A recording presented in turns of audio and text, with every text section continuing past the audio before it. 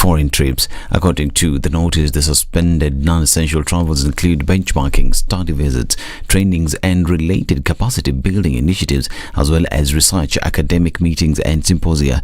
Others include conferences and meetings of general participation, side events such as showcase events and exhibitions, as well as caucus and association meeting and events. The Kenya Meteorological Department has made a clarification stating that the anticipated El Nino rains remain a reality, despite the weather outlook of the month of October showing that the rains will not be as intense as it had been predicted. According to the weatherman, the anticipated rains will be above average, hence the El Nino phenomenon remains in effect. The rainy season is expected to kick off in the 3rd and 4th week of this month and is expected to be higher than normal in most parts of the country. Above average rainfall is expected this month in all counties apart from Narok, Kajiado, Samburu and Turkana, according to this month's forecast. The Public Service Commission says several Kenyans feel that the IEBC has over the years failed partly to deliver on its mandate. Appearing before the National Dialogue Committee, Public Service Chair Anthony Mushiri said the institution should be restructured as per the Constitution in order to regain public trust. The framework and process of restructuring and reconstitution of IEBC should be defined in a manner that would not be subject to interference or influence by various quarters of society, including political parties. The recruitment of members of IEBC should be shielded from political party interests that ultimately cast aspersions on the results of elections. The process of appointment of persons as chairperson and members should be competitive, objective and fair, rather than a select few segment of the society. Mushiri further said that due to high taxation, they had received several cases of depressed public service officers affecting their performance. The rising cost of living has continuously impacted negatively on public officers, which has resulted in a low morale, poor performance and poor social welfare of officers, some of whom are undergoing depression for, amongst other reasons, the inability to meet their financial obligations as and when they fall due. Data held by the State Department for Public Service shows that 12,532 public officers sought psychosocial support in the financial year 2022-23 as compared to 6,616 in the financial year 2018-19, representing an increase of 84%. He further proposed a reduction of taxation on the officers' payslips. Our recommendations are that majority of public officers are servicing mortgages either through the Civil Servants Housing Scheme or other non-public schemes. This affects their disposable income and, in essence, their quality of life. The Commission therefore proposes that either the taxation regime be reviewed, a considered wage increase be mooted, or public officers who are servicing mortgages be exempted from additional and similar levies taxes so as to give relief to public officers and boost performance and delivery of services. The Council of Governor Chair Anoy Guru and her Deputy Ahmed Abdullahi retained their positions for a second term unopposed. Nairobi Governor Johnson Sakaja and his counterpart from Machakos Ovinya Ndeti are among county chiefs who lost positions at the Council of Governors elections to Nakuru Governor Susan Kihika and Nyeri's Mutahi Kahiga respectively. It has been our tradition. The council's election are undertaken through consensus, and we have unanimously agreed on the leadership that will steer the council for the next 1 year as follows. Chairperson H.E. Anwegoro, EGH, OGW, Governor Kirinyaga County. Vice Chairperson H.E. FCPA, Ahmed Abdullahi, Governor Wajir County. Whip H.E. Stephen Sang, EGH, Governor Nandi County. We call upon the national government and other devolution stakeholders to embrace consultation, cooperation, and collaboration to enable us serve the people of Kenya effectively. This is News. I'm Dennis Aseto. Good morning.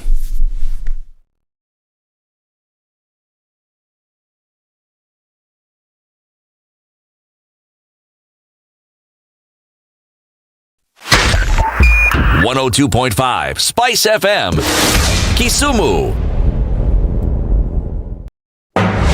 The following takes place from 6 a.m. to 10 a.m. every weekday on Spice FM. When you're impeached, you're impeached. When you're sentenced, you're sentenced. Madam Chief Justice. Until the sentence is set aside. Ukibeba vitu kwa roho utakufa. If you carry things in your heart, you will die.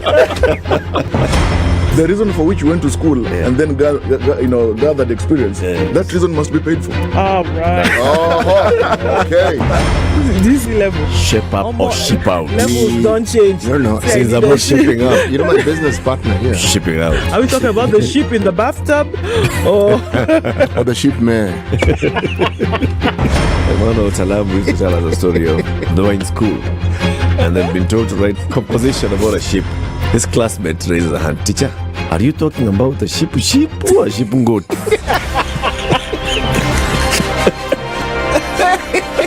The Situation Room, Kenya's biggest conversation. Thank you very much, Eric, and it's good to be at the Situation Room. Always a pleasure coming here. This is the most challenging interview panel in Kenya.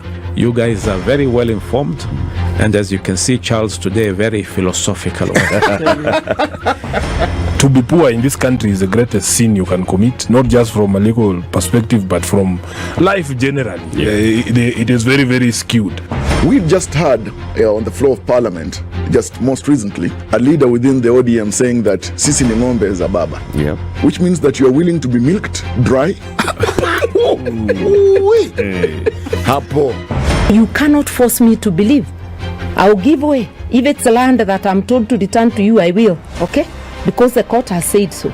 But I'll continue saying, watu wamenirusha. That's all that I'm doing. The Situation Room, Kenya's biggest conversation. This is one of the hottest show that we can ever miss in the morning, and it's a show that really gives a real situation in the Situation Room. Pleasure to be here. Thank you guys so much. Nduthai, nice meeting you. Even beautiful in person more than in photos. Say that again.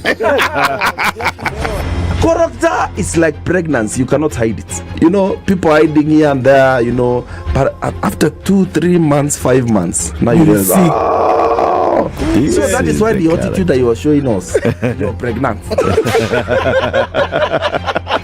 It's like what my grandmother would say, you cannot pickpocket a naked man. How's that? It's communal, isn't it? No comment. The Situation Room, Kenya's biggest conversation. it's Tuesday. We're getting into the second day of the week, and let's see what the roads are likely to look like throughout this morning. There's not much movement happening anywhere. As you're coming in from the Thika Superhighway, you should be fine. There's no traffic building up. It's smooth, clear, all the way into the city this morning. And we're also looking at a little bit of movement coming out of Westlands. As you get onto Waiyaki Way and then into the CBD, out to wherever it is you're going right about now, you should be fine. It's still early pickings for any kind of traffic this morning. We want to keep our eyes on things and see how that'll build up. Going towards that Ruai Junction, the Eastern Bypass, there's some movement there as you cross over those junctions, and it's free-flowing traffic in many other parts this morning. Hopefully it remains just so. We'll be here to keep an eye on things and see how Tuesday opens up. Help us out as well, and let's talk on Spice FM KE on X.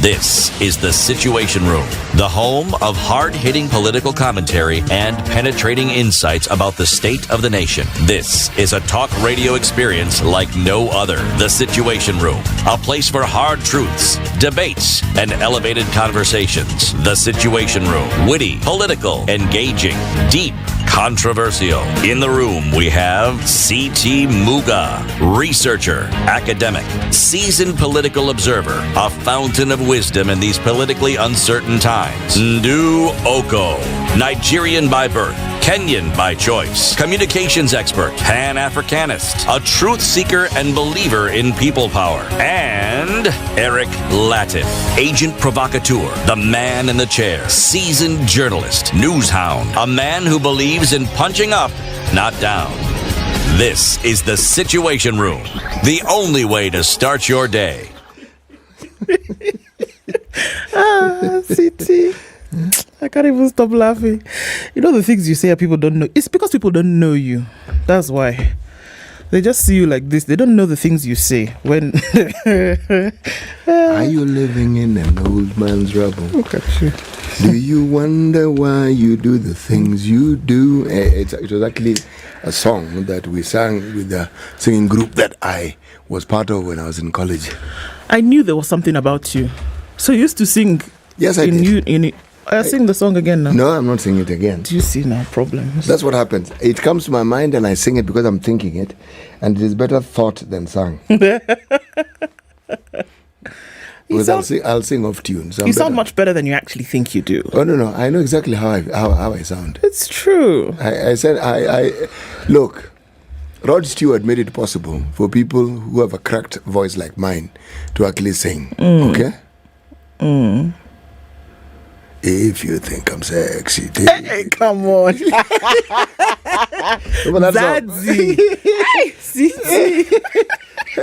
That was a Rod Stewart song, not my song. I have not said anything. I've just said, of all the songs that you would have chosen this Tuesday morning. But when I said Rod Stewart, that's the song that comes to my mind. Got it. I got you. Come on, sugar, let Come on. know. That's what he sang. The rest... That man should not have sung that thing in public. In public? You don't say such things. Sold 1 million records, man. So clearly he had an audience that he was pandering to. Nah, he was on to something. Yes. Good morning, Lakini. Good morning, Du. Yes, you're sawa? I am well. Can you say that? Yes. You can say you are salama. I am well, thank you. Okay. I'm very happy to see you this morning. Good morning on this 3rd of October. Karibu sana. At 12 minutes now after 6 o'clock. Yeah, we just walked in on a conversation between ourselves and we're getting into it this morning. Hope you're doing well. The sun is shining. The birds are chirping. Who could ask for anything more? I'm telling you, it's a great day this Tuesday. And thanks already for being here as we're getting into conversations today. All right, as we get into the second day of the week, there are many, many things that are happening. Professor Wandia Njoya will be with us here at 7 a.m. today. We're going to be talking about education again. It is important. There's a lot that's going on in the education sector at the moment. Children are getting ready for the KEPSEA and the KCPE exams. Those happen first from the 30th to the 31st and the 1st of November. And then after that, we look at KCSE, which takes place about a week after, a couple of days after that. At the same time, we're looking at the Presidential Working Party on Education Reforms, and that report having been put on the back burner for a minute until it gets parliamentary approval. And we're looking at funding models, getting to the tertiary education. There's so much that's happening at the same time, and we're trying to do as much as we can to unpack this and send out messages for if and when things ought to change. All right, that will happen at 7 o'clock. The party leader of Third Way Alliance is going to be here at 8 o'clock. His name is Dr. Okoh, and we'll be looking in depth into this whole hoo-ha about whether Kenyan policemen should go to Haiti or whether they shouldn't. We're going to give some insights into what's really happening in Haiti, what has been happening for the last 20 years or so, and then the calls that came in that were then assented to at the UNGA meeting in New York. And then what we heard after that Kenyans will go there. We're going to unpack that conversation at 8 o'clock. So that's going to be a pretty heavy one for us to be able to look into later. And then finally, at 9 o'clock, we will be looking at, so you were hacked. When spammers come for your data, what do you do? The director, okay, so I just lost that. The director for Information and Technology at Safaricom, George Jogona, will be with us at 9 o'clock, and we'll look at that. Protect yourself and protect your data is the conversation that we'll be having at 9 o'clock. So it's a pretty packed morning, and we're already here with you and enjoying the fact that you will be on the ride with us as we get into it this morning. All right, for now we're going to take a break and look at the weather and see what's happening in those skies. Like I said, the sun is already shining in Nairobi. Let's see what's happening in other cities in the world and indeed in the country, and then we'll come back and say hello to you who've already trickled in this morning in fine form. We'll be back in a moment.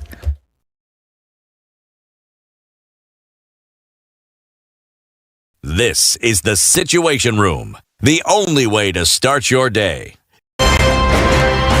It's critical that people pay taxes. But then taxation has to have a limit. When you start overtaxing people beyond certain limit, then this is now we call robbery with violence. We are all struggling, but we don't show. If you're not doing well, shame on you. But you have to say, I'm broke and I'm struggling. We are not okay until everybody is okay. We are pretending to have political parties. Why don't we just be honest? And we say, these are the Luyas, these are the Kambas, these are the Kikuyus, and we find ourselves in Kenya. You know, with politics and leadership, no matter what you do, there will always be a complaint. There will always be the assumption that you're either stealing or you're not doing things right. As a leader, don't fear. If you know you're doing the right thing, you've thought about it, you've got an expert advice, do it, then understand later. This country, we don't need prayers. Prayers is between you and God. Good governance and thinkers who care about the country and not their stomach. That's what we need. The Situation Room, Kenya's biggest conversation.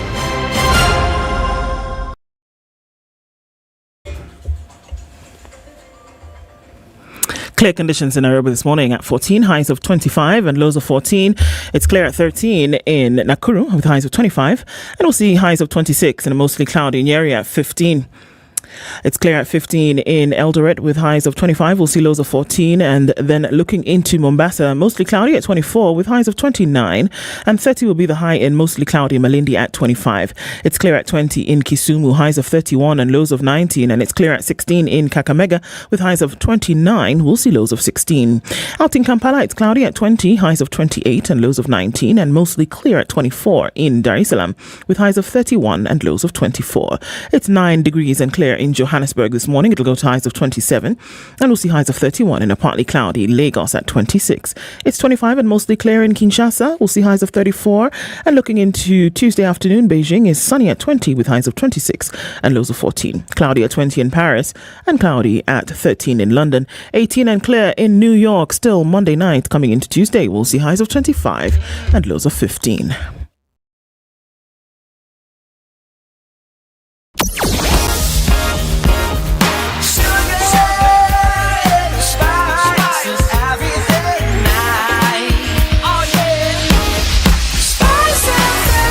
Spice up your life. Mature, intelligent talk every morning. Spice up yourself.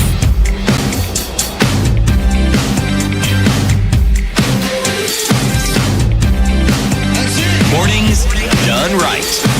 Good morning, everybody who you tuned in from. Let me start with Deep State. What exactly is your problem this morning? First of all, good morning. Which acronyms are you looking for? United Nations, UN, United Nations. Which other acronyms are you having an issue with?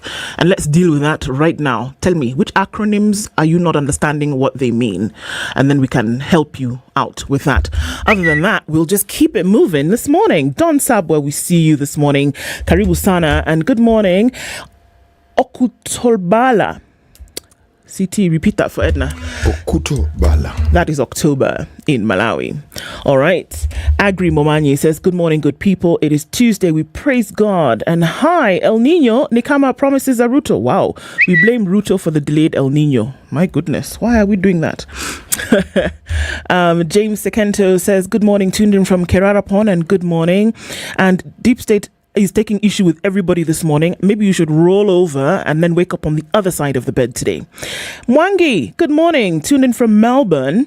Anthony Onyango says, good morning. Locked in from Borabu. Good morning to you. And Louis Andira says, good morning. Already at work and locked in. Edward Munio says, good morning, Team Spice.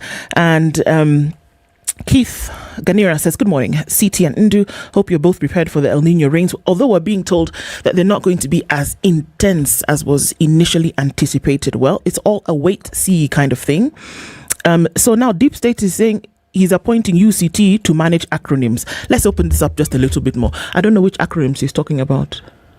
Acronyms. Have you seen any acronyms that we've not explained what they mean so far? Sorry, was I supposed to come across some acronyms this morning? My brother, the thing time me, I don't understand. I don't know which acronyms we're looking for that Deep State wants us to explain. Have no fear, it's early morning. Deep State will let us know. When an acronym pops up, we can tell him what it means. All right, I guess so. That recipe will come our way. It will come out. Dismas Ombaso, good morning. Ndu and CT, have a blessed day to you too. Pan-African Nation says Nairobi Stock Exchange has become the world's worst performing stock market. My goodness. Things to wake up to on a Tuesday morning. Linda Ogola, CT, you have her in stitches today with your wonderful rendition of Rod Stewart's hit record.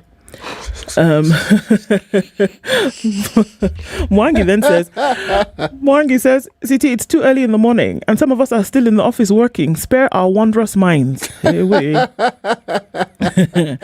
Eddie's tuned in from Koru this morning. Finally, we see you here. Good to have you here and we're willing. He says, I gather Dr. Ruto will be visiting sometime this week to open a feed road. Rarely. Rose Grace is tuned in from Koru as well. That's interesting. King Dave says, I celebrate you all. CT Ndu and Ednah and Brother Man Eric, wherever he is. Brother Man will soon be with us. Do not worry. Good morning, CT and Ndu. Pass the old man some cola nut. We will do that, Isaac. Good to have you in, brother. Joe Mungai says, much love, CT Ndu and Ednah. Kenyans, there are still cops taking bribes from motorists. Name and shame them. Hey, when we know them, we shall name them and shame them. Good morning. Your private data was hacked from your previous workplace? Well, that should be an interesting conversation at 9 for you then, isn't it? And Elkanah Rotich says, good morning. Ndu, El Nino in Kenya is intense rains. Okay. I guess it's a different definition wherever you do look at it. So happy to have you guys in this morning. And as we get into it is true. Yesterday, King Solomon said that Asubuhi mnipigia makofi for being part of Spice for 4 years to date. King Solomon, you deserve nothing less than a round of applause. Absolutely.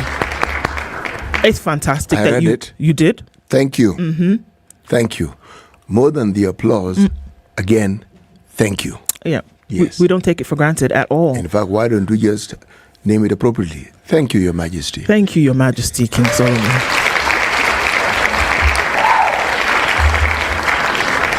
That's really great to know. It's been 4 years, and Spice FM is 4 years old.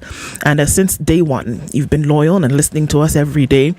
And just to say, look, we're going to celebrate that this year. On the 7th of October, we'll be throwing a Spice Bash at the Ngong Hills Hotel from 7 p.m. till very late. Not late, very late. And you have a chance to meet all your Spice FM hosts and everybody who makes this machine go and turn. And so join us there on the 7th of October. That's this Saturday from 7 p.m. till late. And you get a chance to just revel in the beauty that is Spice FM. And we say thank you to you again for joining us every morning, every day through to the night, and all the shows through into the weekend. It's been great, and we hope for many, many more. All right. As we're getting into this morning, CT, we went to Uganda. We're still there. We're still there. Right. Today is Tuesday. What day is it? It's Tuesday. The 3rd of October. Yes. Voila. Yes. Okay. Yes. Mm-hmm. One can claim to have many friends until they fall on bad times. One can claim to have. You stop talking. Oh, your phone is talking to you? Yes. Okay. It's one. This. You know when they say it's a smartphone, I think what they mean is too clever for its own good. Isn't it? Too big for its own britches? Yes. All right. One can claim to have many friends until they fall on bad times. So, you think you're friends? Please make arrangements to fall on bad times. And then see. And then determine whether you actually have friends or This not. is very true. And I think a lot of people have that experience. This will resonate clearly. Yeah. And hence the phrase, fair weather friends. Yes. When it is all sunshiny, see, well got it right. Done, Thank you very CT. much. They're right there. The moment it gets cloudy and starts to or rain, there's a little turbulence. Boom, they are gone. Huh. Well, I think the challenge here is, are you a fair weather friend? Are you a fair weather friend? Not Yes. not thinking about whether you have them. No, Are you one? You. Or do you stick it out? Yes. Through thick and thin. Something to remember this morning. Wow. That's a good one, CT. Are you a fair weather friend? So, let's look at the headlines, Abby. On the front page of the Standard, save us from salary shame, civil servants say. The Public Service Commission, in a memorandum to the National Dialogue team, has said public servants can no longer make ends meet.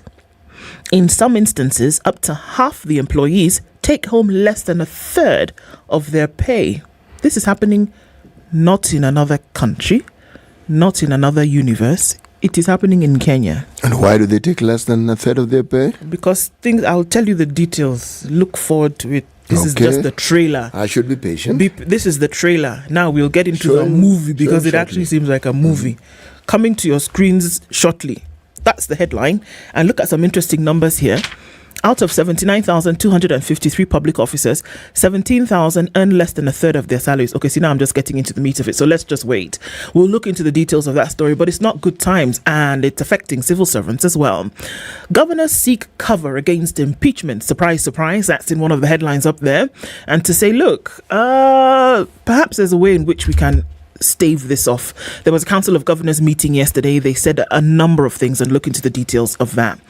Gachagwa's woes are scaling Mount Kenya. Really? A ride to becoming regional kingpin is proving rougher than the DP thought. He's not only fighting political wars, but his economic blueprint for region is facing turbulence. Okay. I don't know how much that matters, but all right. Mandago to face 202 witnesses. This is not going away. Wasingishu Senator and his two co-accused will have to defend himself against accusations of a botched scholarship deal. Lined up to testify are parents and students whose dreams for higher education have been crushed. That's what it looks like. Let's look at the front page of The Nation and what it says. Travel, Ruto stops party for joyriders. If you're a joyrider, this party has stopped. What is the definition of a joyrider? Let me tell you. They were used to traveling first class, staying in swanky hotels and getting generous allowances for their shopping. And many a state officer or civil servant would often fight to be part of a delegation heading out of the country. But all this will now come to an end after the president issued a new directive suspending non-essential travel while limiting delegation sizes, including for the presidency, and trimming travel budgets. Will the president succeed this time around? That's the first question. And then the second question is, did the president also cower to the pressure that came about when the Auditor General and the Control of Budget released the information that they did over the last few days when they realized, oh my goodness, we've spent almost 10 billion shillings on travel in a year. Are you telling me you can spend money and not know you're spending it? Well, you maybe didn't know how much you were spending. You knew you were spending. Again, you spend money and you don't know how much money you're spending. Simple enough question, really. Or you simply decide that you're not going to be bothered with the details of the money you're spending. But then when it's made public in terms of these numbers down to the shillings and cents, then you say, wait a minute, it's been that much? No. You know, it's money from public offers and you do receive it. If it's a per diem, you do receive it. Yes, you do. If it's an air ticket, you have a very clear idea. Because if you're in the position of, say, an accounting officer, you do know what these things cost. You do. Yes. If you're getting a per diem and you're getting an accommodation allowance, it's coming into your pocket. You do know how much it is. And you do know how many of you are traveling. It isn't difficult to, Plus, you do know who've approved to travel. If I was sitting there and I was the one who was signing the whatever. And you're the one who signs it for everybody else. Yeah, and I say CT is going, Eric is going, Ednah is going, Yego is going. We know we're all going. You know the numbers. You know. Yes. But then now you say, actually, you don't know. I didn't know that it was this expensive. Get off. Not possible. Stop it. Well, there is this matter of pensions. And there's also a matter of 42 billion shillings in staff pensions that are being held up by employers. Employers are not releasing this money for whatever reason. We will understand when we look into this story. All right. Boma's talks are now being said to be in limbo as KK and Azimio skip hearing when? Yesterday, one day, they skipped the hearing, so the talks are in limbo. We'll look at those details. In the ticker headlines, again, we're looking at that 200 witnesses lined up against Mandago. And the coast has the most land injustice cases, is what we're being told. Okay, so we'll look into that. COVID-19 vaccine pioneer scientist wins the Nobel Prize for medicine. Okay. Waiguru, who is the chair of the Council of Governors, has said that this impeachment law must be reviewed as she won another term as the COG boss. That's the meeting that we were having yesterday. So those are the things that we are being told on those two papers. Over to you, Roger. Well, over to me, Roger. There's a story that I am going to want to talk about. This is in the top right-hand corner in teal green. A gentleman who many people may not know of, but they have heard. They have an idea of what it is that man has been up to. The gentleman's name is Muga Kereri.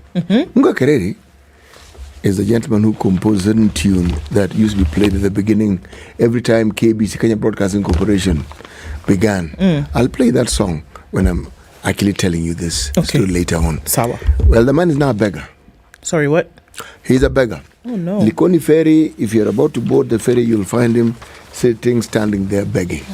The guy comes from Rabai in Kaloleni County.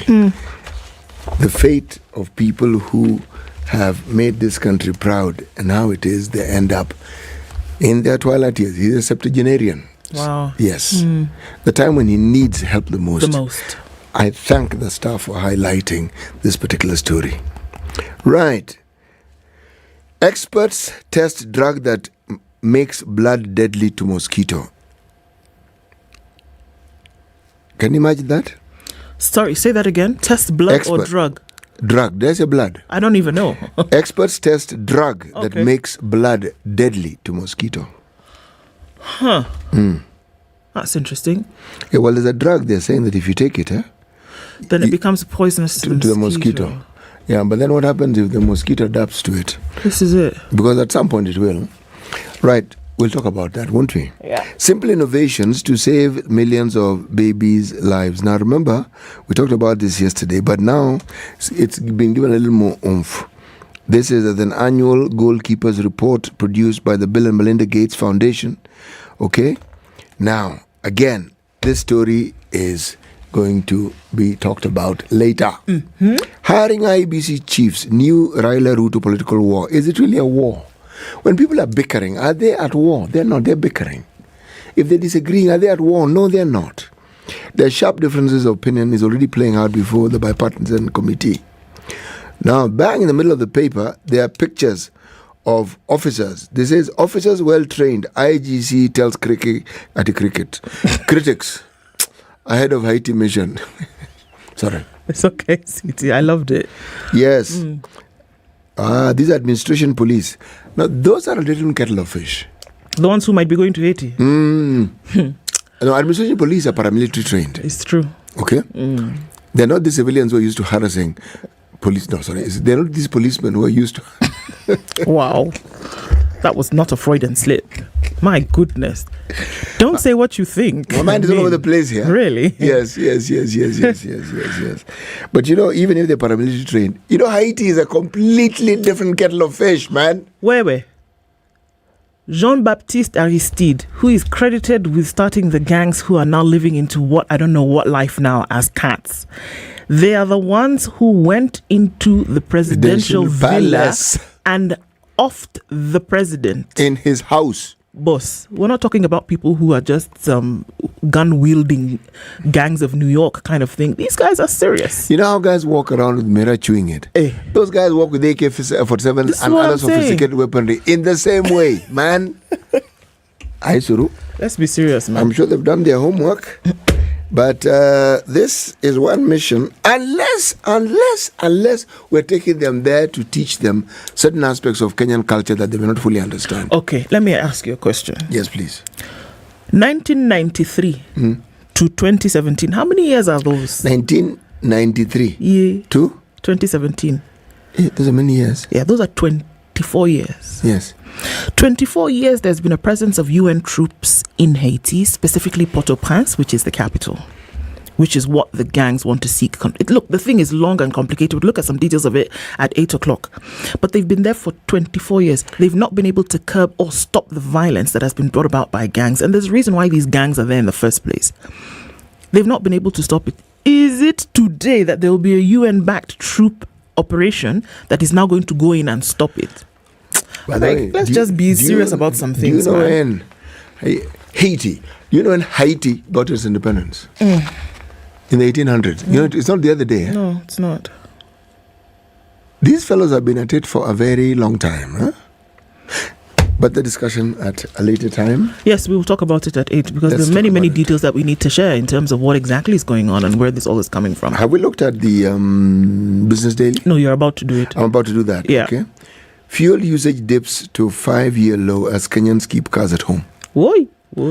So that thing you were talking about yesterday. Yes. See, it's come home to roost here.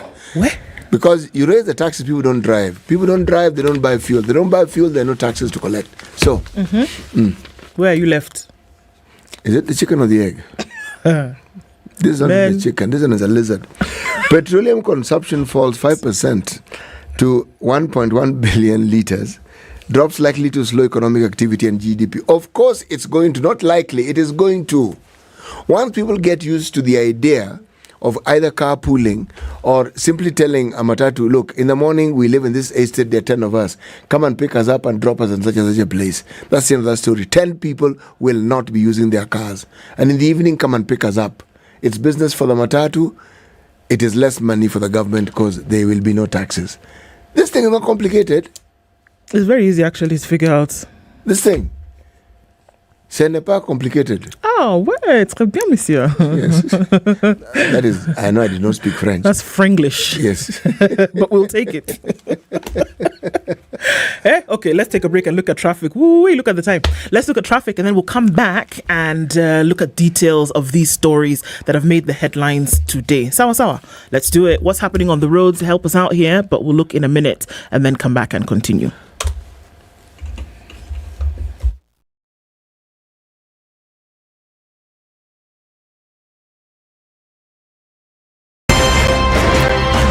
Good morning, and I love your show. Thank you. Having come from a Kikuyu radio background, I migrated to Spice because of the content.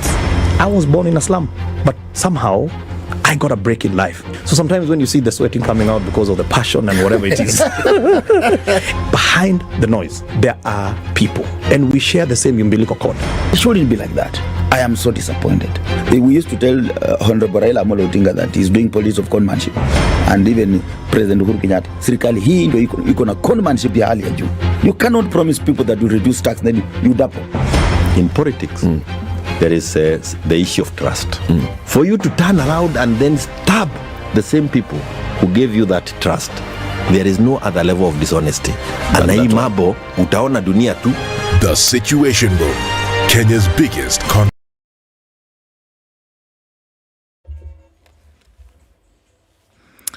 All right, where are we this morning? A little bit of traffic coming off Limuru Road, and it's getting a bit sticky as you get towards that junction, coming off Parklands, just at the law school there, as you then touch on to Chiromo. And there's also movement on the Thika Superhighway as you're getting all the way past Survey. It's trickling in, though, so this is nothing too heavy or nothing that folks ought to be worried about. It seems like Tuesday morning is the one where folks have not really woken up, or they got there really early. And what we're looking at is that folks are sitting and enjoying the breeze and the sunshine and all of these funny things, wonderful things, rather. You coming off Langat Road, you're fine. And also on Jogo Road, there is a pitter-patter of traffic as you get towards the City Stadium roundabout, on towards Landis, and then out towards Kamkunji at the roundabout. Apart from that, I think we're fine and doing pretty good for Tuesday morning traffic. We'll wait and see as we get into traffic hour proper what that is going to look like. For now, I think we're on Easy Street. Let's keep it that way and talk on Spice FM KE on X.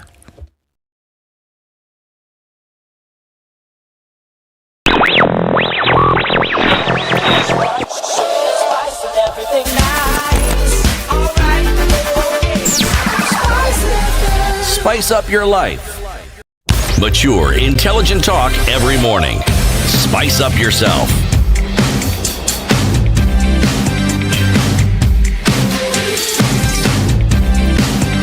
Mornings done right.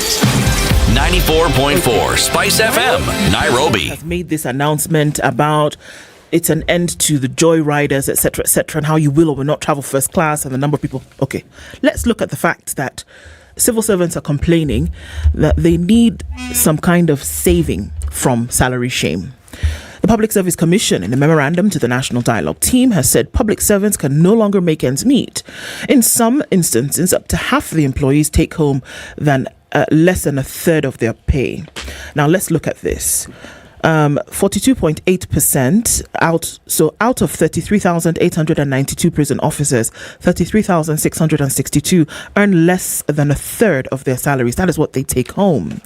Out of 79,253 public officers, 17,132 earn less than a third of their salary. And out of 106,667 disciplined forces, 51,784 earn less than a third of their salaries. So what exactly is going on here? That's what is being painted as the stark reality. According to Ambassador Anthony Moshiri, who is the PSC chair, that's Public Service Commission, the rising cost of living has impacted negatively on public officers, which has resulted in low morale, poor performance, and poor social welfare of officers, some of whom are undergoing depression. So these are real issues. They're front and center. It's happening now. It's happening in Kenya. Now, this is the recommendation. Review taxation regime or increase salaries or exempt those servicing mortgages from similar levies or taxes. It is clear that the increased taxes is too much on folks. There should be a staggered implementation of the housing levy or make it a percentage of the basic pay and not the gross. They've also said that the number of levies and VAT imposed on fuel be reviewed to reduce the price of fuel, which will make the cost of living come down. We already know that you increase the price of fuel, you inadvertently immediately and automatically increase the price of everything across board, whether we're looking at transport, whether we're looking at food, whether we're looking at, basically the air that you breathe. Everything becomes instantaneously more expensive. Now, they appeared before the National Dialogue Committee, and these are some of the things that they talked, because after all, we knew that the National Dialogue Committee was dealing with the cost of living as one of those important things that got them constituted in the first place. The stark figures do not exist in isolation, but they are compounded by taxes and levies, leaving many public servants with financial distress. According to Moshiri, the ramifications of this crisis are far-reaching, resulting in a discernible drop in morale, a worrisome decline in job performance, and depression among some public servants. The statistics he presented were striking. A surge in psychosocial support requests from public officers. That means that folks were going to their supervisors saying, look, I need somebody to talk to because I'm at the end. This rose by 84% from 6,616 in the financial year ending 2019 to a staggering 12,532 in 2012-2013. So folks are saying we need help. Moshiri called for a thorough review of the taxation regime or alternatively the contemplation of a wage increase to ease the financial burden on employees, particularly those servicing mortgages. To further cushion the employers, the PSC chairperson suggested, so the PSC is the Public Service Commission, deep state, suggested a staggering implementation of the housing levy, basing it on basic salary and not the gross salary, an approach that mirrors the successful formulation of NSSF contributions. I believe we all know what NSSF is. All right. This is interesting that this is coming from the public service, talking to government directly and saying, our people are suffering. We're seeing a decline in staff morale. We are seeing increased request for psychosocial support because it is becoming more and more difficult for people to do two things: show up to work and deliver on their job description. And so they're saying you can do one of two things: you can reduce the taxes or you can increase their pay. Reduce the taxes and levies or increase their pay, because what are people supposed to do? And this is coming from the PSC. It will be interesting to see if these recommendations are actually carried forward and something is done about it. But this one, it had small.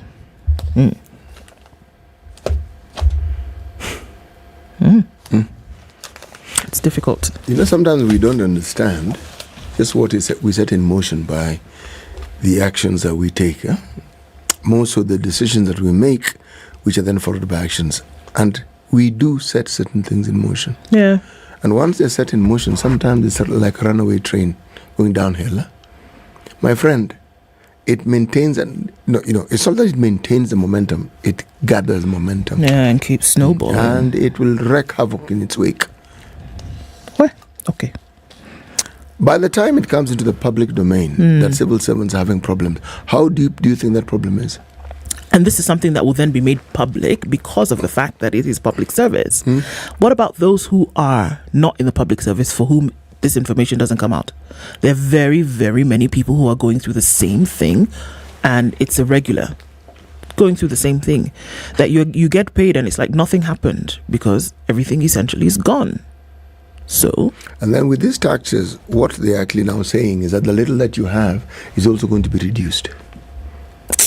So, what does the government think it is setting in motion? I want to hear what the National Dialogue Committee will respond to this, because they've taken their recommendations, they've heard the query. I would like to see what the response to this will actually be.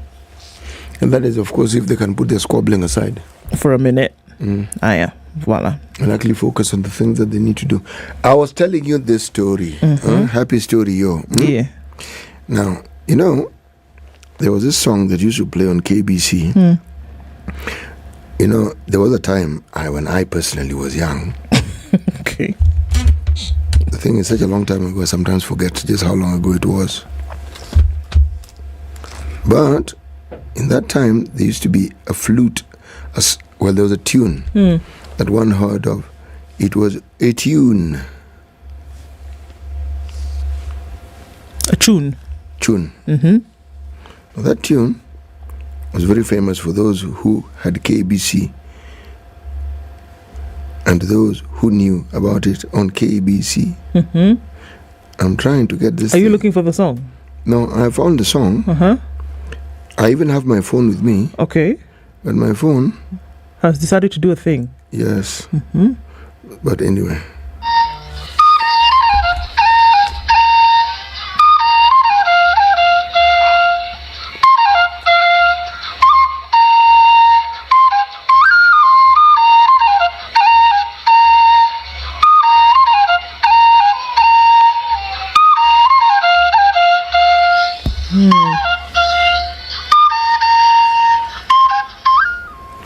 Now, this was a song that one heard every time we were tuned in to KBC. Now, I'd love to hear it, The gentleman who actually composed that song is called Muga. This guy got measles as a young man, and someone told his mom that the only way she could help cure his eyes was to boil some raw tobacco and apply the proceeds to his eyes. The net result of that particular treatment was that he became blind. After applying the boiled tobacco thing?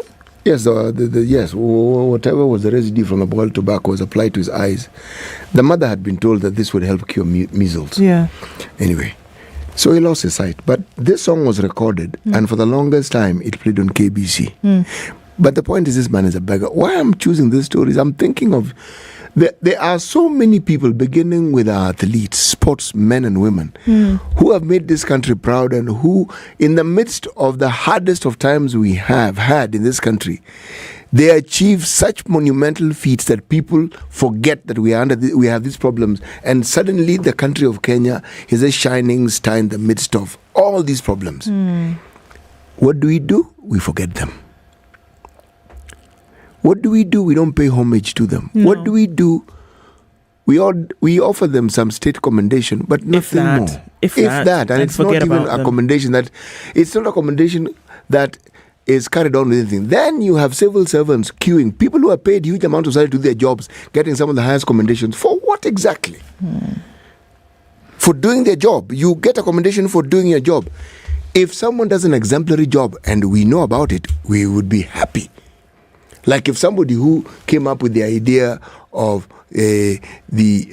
what's this 30-year program that President Kibaki came with, 2030? Yeah, Vision 2030. If someone was behind the thinking behind it, and such a person was awarded, makes perfect sense, isn't it?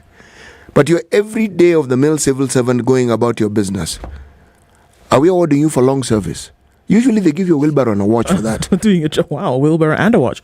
Look, CT, I think because even just as you say that, comments coming in about the nostalgia that little tune that you've played has brought in the minds of people. So it's something that very many people who were growing up at that time, or who then were in that space, it's something that resonates for them. And so now to be able to connect the man and his music and what it did for the country, for me, absolutely, is something for which homage must be paid to. You cannot forget people like that. You can't. But we do.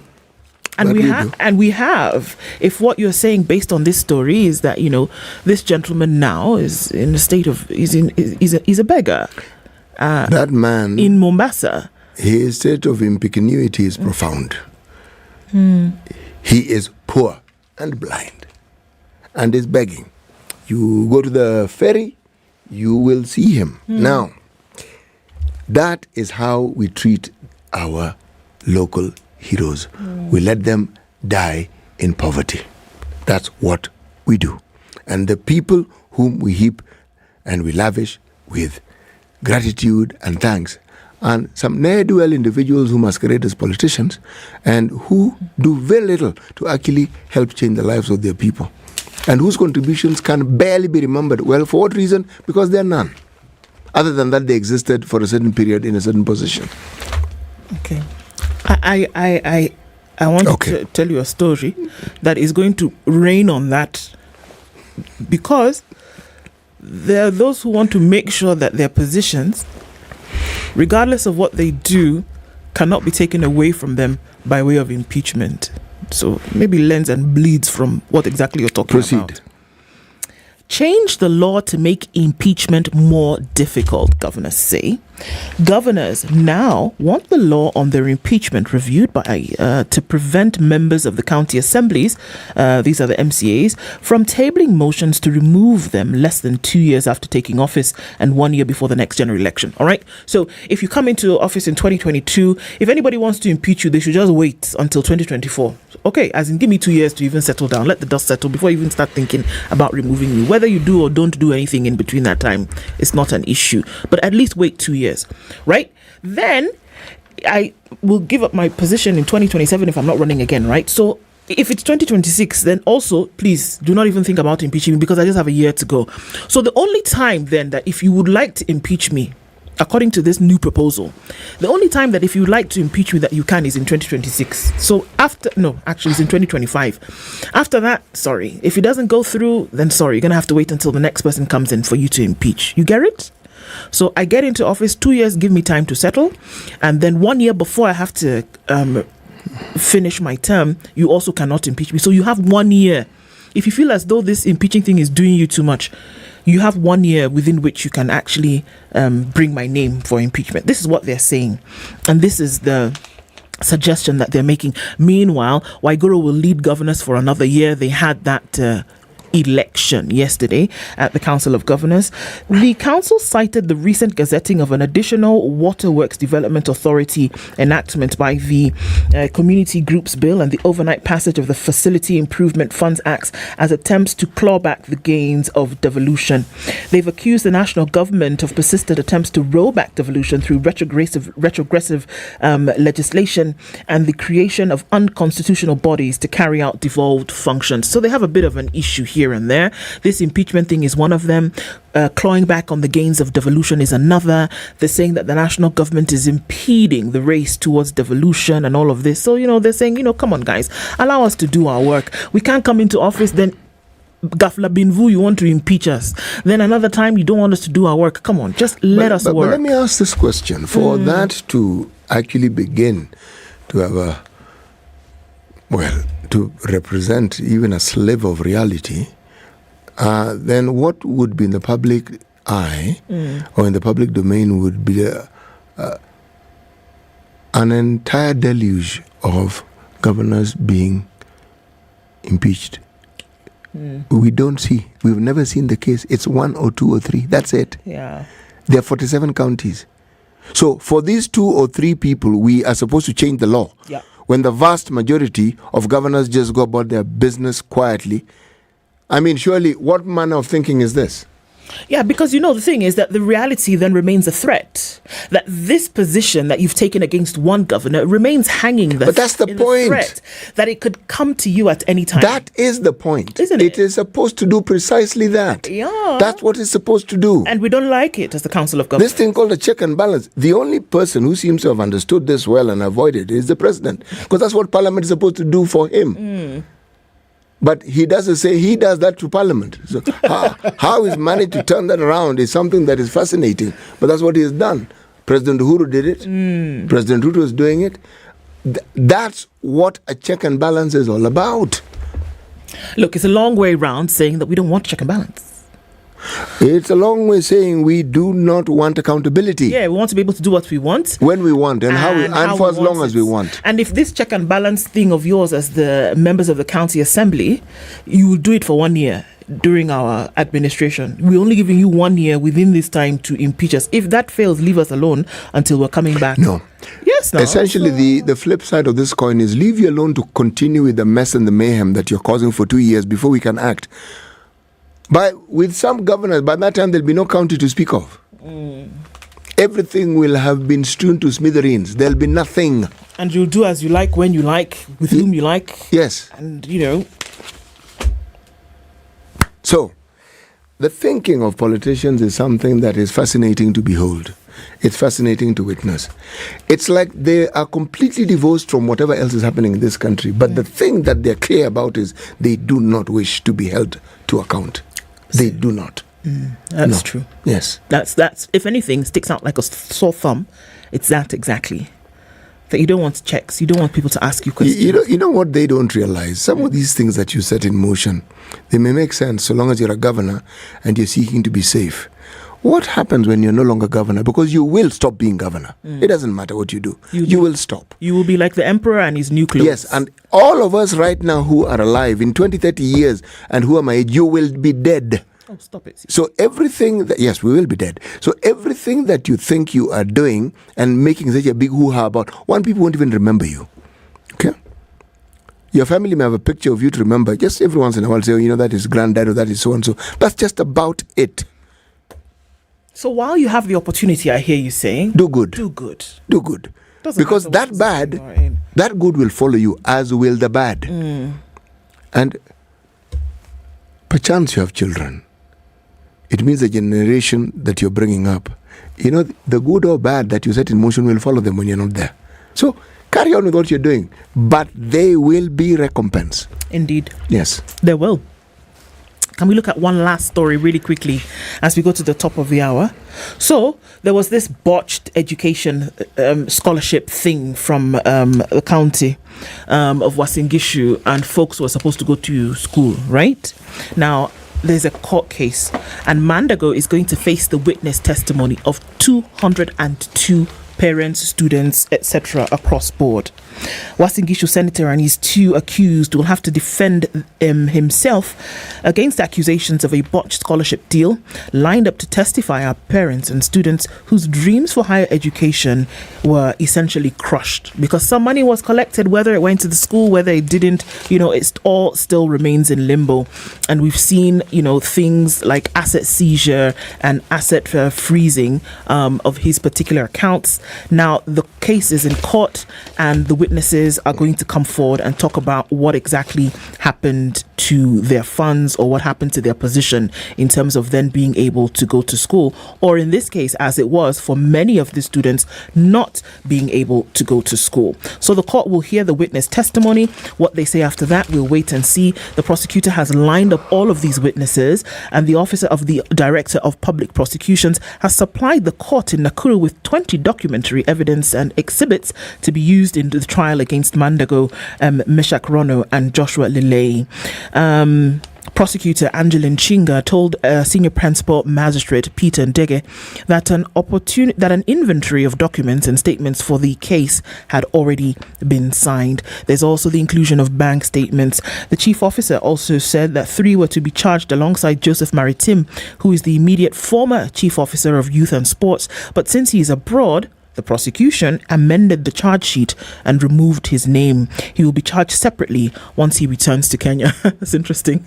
You know that there's something waiting for you. Will you be in a hurry to come back? That's a good question. We can bring you back. We can bring you back quickly. The issues at hand really quickly. 1.1 billion shillings is the money involved in the case. 202 witnesses will come forward. 202 students traveled to Finland and paid 39,000 each for the visa processing. Students traveled to Canada and paid 49,000 each. And Rono and Lilei allegedly withdrew 66 million shillings from the said Wasingishu Overseas Education Trust, KCB Bank. So that'll be interesting to see how this opens up. Prosecution has lined up their case. Let's wait and see what happens. Sawa, we're getting around to the end of the first hour of Kenya's biggest conversation in the Situation Room this morning. We're having an education conversation at 7 with Professor Wandia Njoya, and we'll open things up then. Good morning. It's 7 a.m.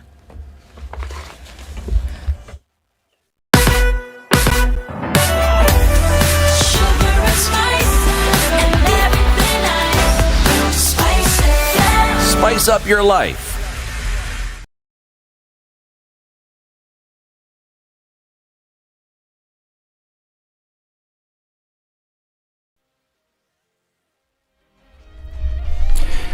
Good morning, this is Newswire. I'm Dennis Aseto. The UN Security Council voted to send a multinational armed force led by Kenya to Haiti to help combat violent gangs, making the first time in almost 20 years that a force would be deployed to the troubled Caribbean nation.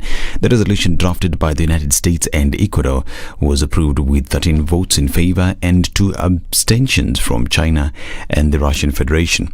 The resolution authorizes the force to deploy for 1 year with a review after 9 months.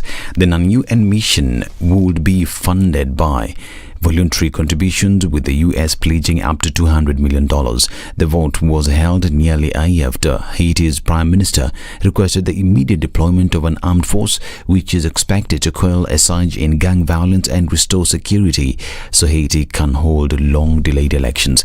Haiti's national police has struggled in its fight against gangs, with only about 10,000 active officers in a country of more than 11 million people.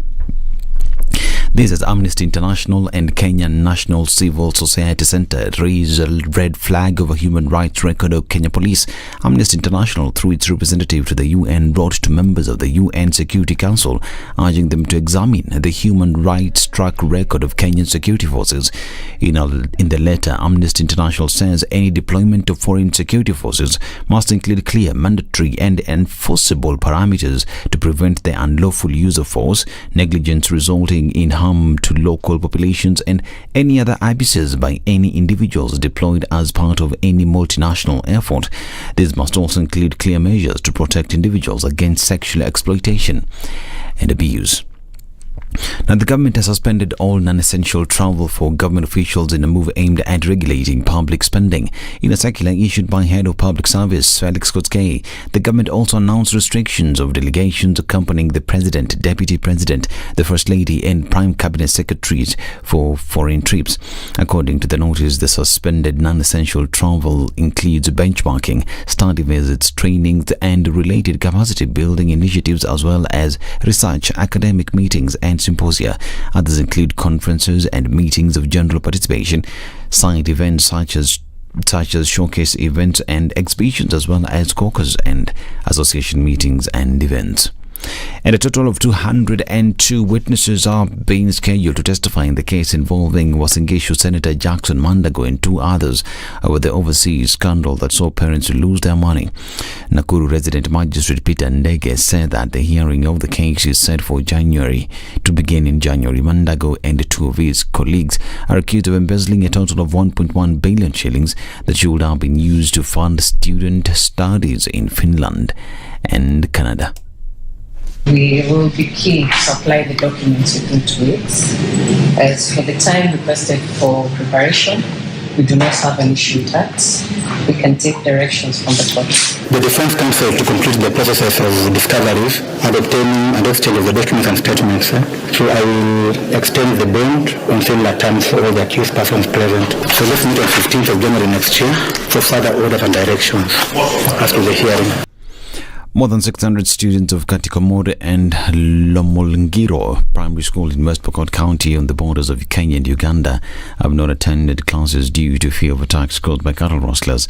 Residents say gunshots can be heard in Pirirwo, Kapterwo, that is neighboring Uganda, and that if the situation is not de-escalated, KCPE and KEPSE exams will be affected. Wachambazi juzi akaenda ngambo kuipa ng'ombe akaua mtu kansela. Hiyo kitu aleta tension kabisa area yetu Katikomo, mpaka sisi tumekuwa wasiwasi. Shule yetu hii hakuna watoto sahihi. Watoto wana compete all over Kenya, lakini hii yetu wako manyumbani na wanatarajia kufanya mitihani, na mitihani ni aina moja katika taifa la Kenya. Ndio tunaomba ili area hii kuwe sawa na eneo nyingine katika taifa la Kenya. Sasa tunaomba Kindiki ape security sehemu ya Katikomo ndio kuja sasa kusaidie watoto. Kuna watoto walikuwa wanafanya mtihani. Sasa hakuna hata walimu, hakuna, kuna shule 3 hakuna watoto. Women from the area continue to ask for help after they were forced to hide in the forest for fear of being attacked.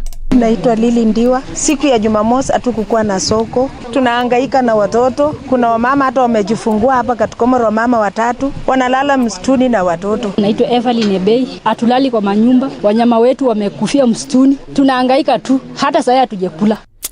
We hope that they get the help that they need. This is News. I'm Dennis Asato. Good morning.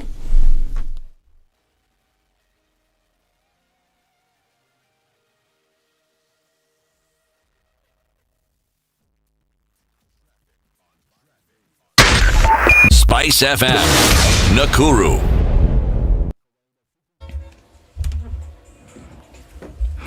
All right, this one we'll see it. A little bit of traffic moving in different parts of the city, coming off the Thika Superhighway. It's now heavier than it was earlier on.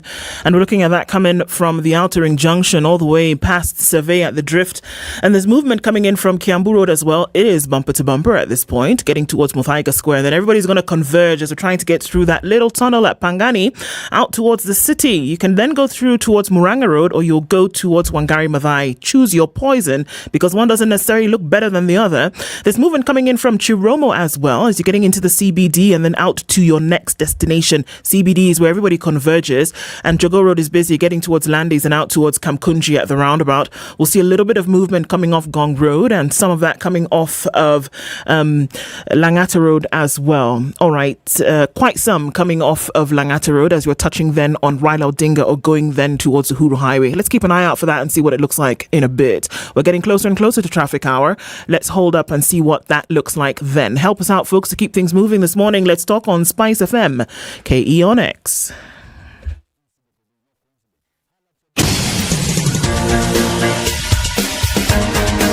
This is the Situation Room, the home of hard-hitting political commentary and penetrating insights about the state of the nation. This is a talk radio experience like no other. The Situation Room, a place for hard truths, debates, and elevated conversations. The Situation Room, witty, political, engaging, deep, controversial. In the room, we have C.T. Muga, researcher, academic, seasoned political observer, a fountain of wisdom in these politically uncertain times. Ndu Okoh, Nigerian by birth, Kenyan by choice, communications expert, Pan-Africanist, a truth seeker and believer in people power, and Eric Latiff, agent provocateur, the man in the chair, seasoned journalist, news hound, a man who believes in punching up, not down.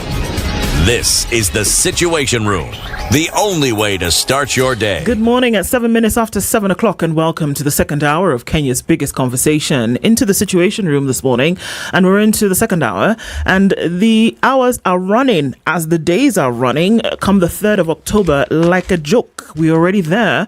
Let me tell you something else that's running, and it's all of you and all of us as we're running on the 29th of October. It's Kenya's largest single-day athletics event. It's back again for its 20th edition, and the Uhuru Gardens is the destination, rather. It's the start-off point on the 29th of October, and we're celebrating 20 years running. It's the Standard Chartered Nairobi Marathon. Register for 2,000 shillings at www.nairobimarathon.com.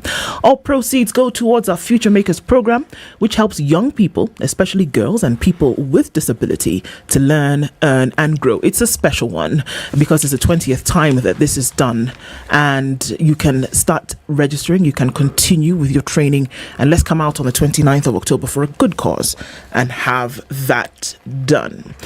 We're having an education conversation this hour. Welcome to our audiences on different platforms and our audiences on KTN Home. Karibu sana. An education conversation is in the offing. It's been in our minds. It's been on our thoughts for the longest time. An entire presidential working party on education reforms was put together last year. They've been around the country having conversations, talking to people, making recommendations. Well, Parliament kind of put the big red light on that and said, hold on a minute.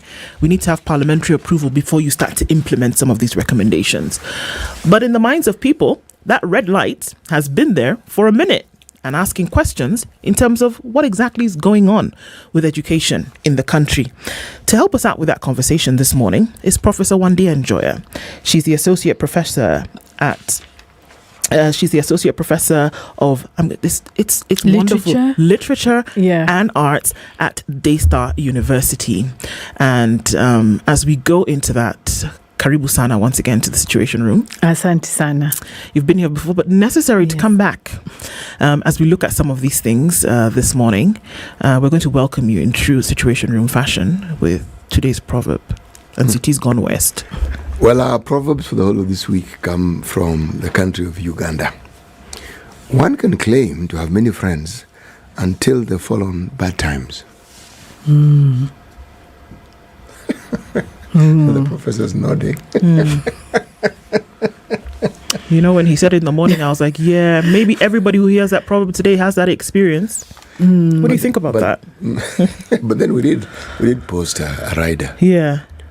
Are you one of those fair weather friends? Yeah. Are you one of those people who desert others in a time when things are sticky? When times are sticky for them. Well, you have to ask my friends. You have to ask my friends if I'm that person. But it's true, you know, people, it's easy. I think it's just to say that, hard times really show who you are. So sometimes you can have friendships and you're not sure what's informing that friendship. So the hard times clarifies whether your friendship was superficial or not. Yeah. Well, that's true. Professor said we should ask our friends. One doesn't need to. If one reads the things you have written about and one hears you speak, you are anything and you're very many things, but you're not a fair weather person. That you're not. That is my view. Okay. Yes. That's why I said you have to ask somebody else. Somebody else, in this case, is CT. He has asked himself. He's the one who is saying. And he has said. Yeah. Right. So, I mean, we're in the throes of a crisis. I'm not going to talk and mince words when it comes to the education situation in Kenya today. That it doesn't matter where you look, whether you're looking at early childhood development education, whether you're looking at primary school, whether you're looking at secondary school, and then on to tertiary university, that there's a problem at every turn. And as we try to open this up a little bit, we want to ask ourselves the question that where did anything go wrong? If it's possible for us to point at a particular juncture where this may have happened, where did it go wrong and what exactly went wrong that we're looking at the snowball effect today? Wow. It depends if you want the 100-year view or the 60-year view or the 5-year view. Well, I don't know we have time for 100 years, but, we can... But the mention of 100 years would be useful. I think it's important. Because we did start somewhere. And if we started on the wrong footing, as you correctly said, it's important to point that out. We were heading in a certain direction. Okay, I'll see how well I can summarize it. The school system, let's talk about the school system and not education. The school system was started reluctantly by the missionaries, meaning that the settlers and the colonial government didn't want a school system for Africans. And they were riding on what they had seen in India.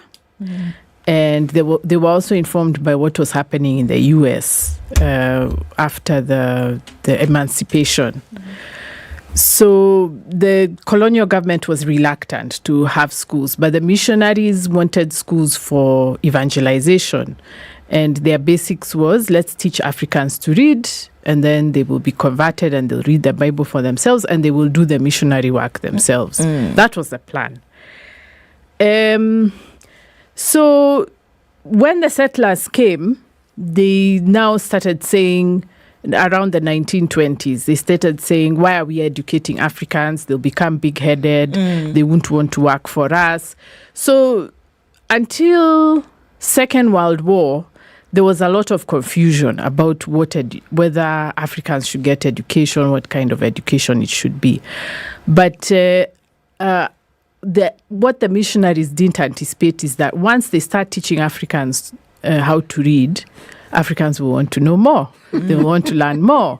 And they kept demanding. So first they said, no, we're only going to give you primary schools. Then people like, I think it's Senior Chief Koinange and Kau are saying, no, now that we have finished primary, we want secondary. So they haggle about it. And then in the 1920s, 30s, they start secondary schools.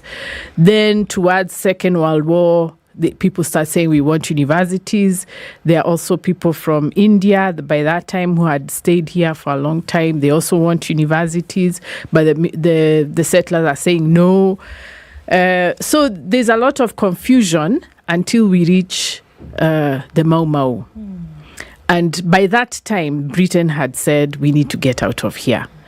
We can't get out of here before we train the next generation of Kenyans who are going to take over the government. So that's the Someni Vijana era, where if you go to school, you'll get a job. Yep. Now, that's where I think the crux of the problem has been there, because the model of education was that go to school, get a job with the government. So that's how our education system is still functioning. It's functioning in a way of go to school, get a job, go to government. But we all know there are no government jobs. Government cannot drive economy. It has to be driven by all of us. But the model and the mentality has not changed from there. And that's why you're having all these task forces and working parties trying to fix the education system. But really the problem is that the education system is too narrow in the way it is conceptualized. That's where the problem is. So we are where we are, and we'll keep getting these task forces until we decide to open up the economy and we ask ourselves as Kenyans, what do we want from education? I'm sorry, it cannot be jobs. It cannot be office jobs and employment. But I suspect the way I've seen this government operating, they want to push everybody into the employed economy. Yes. But it can't happen. You can't force it. Kenyans have to grow economically in their own ways. They have to innovate. Then if there's employment, fine. But employment is not the only model of being economically, as an economically active citizen. Well, you don't have to be employed. Sure, Prof. I think what has happened here is that the solution has been arrived at without looking at what you must do in the interim. And then also everybody is now being tunneled into this solution. And this solution is jobs. The government has already come out to say time the number, not just this administration, previous administrations, and it's all over the continent, if we want to be honest, that one of the deliverables is job creation. We hear the astronomical numbers. 500,000 jobs will be created in, however many years.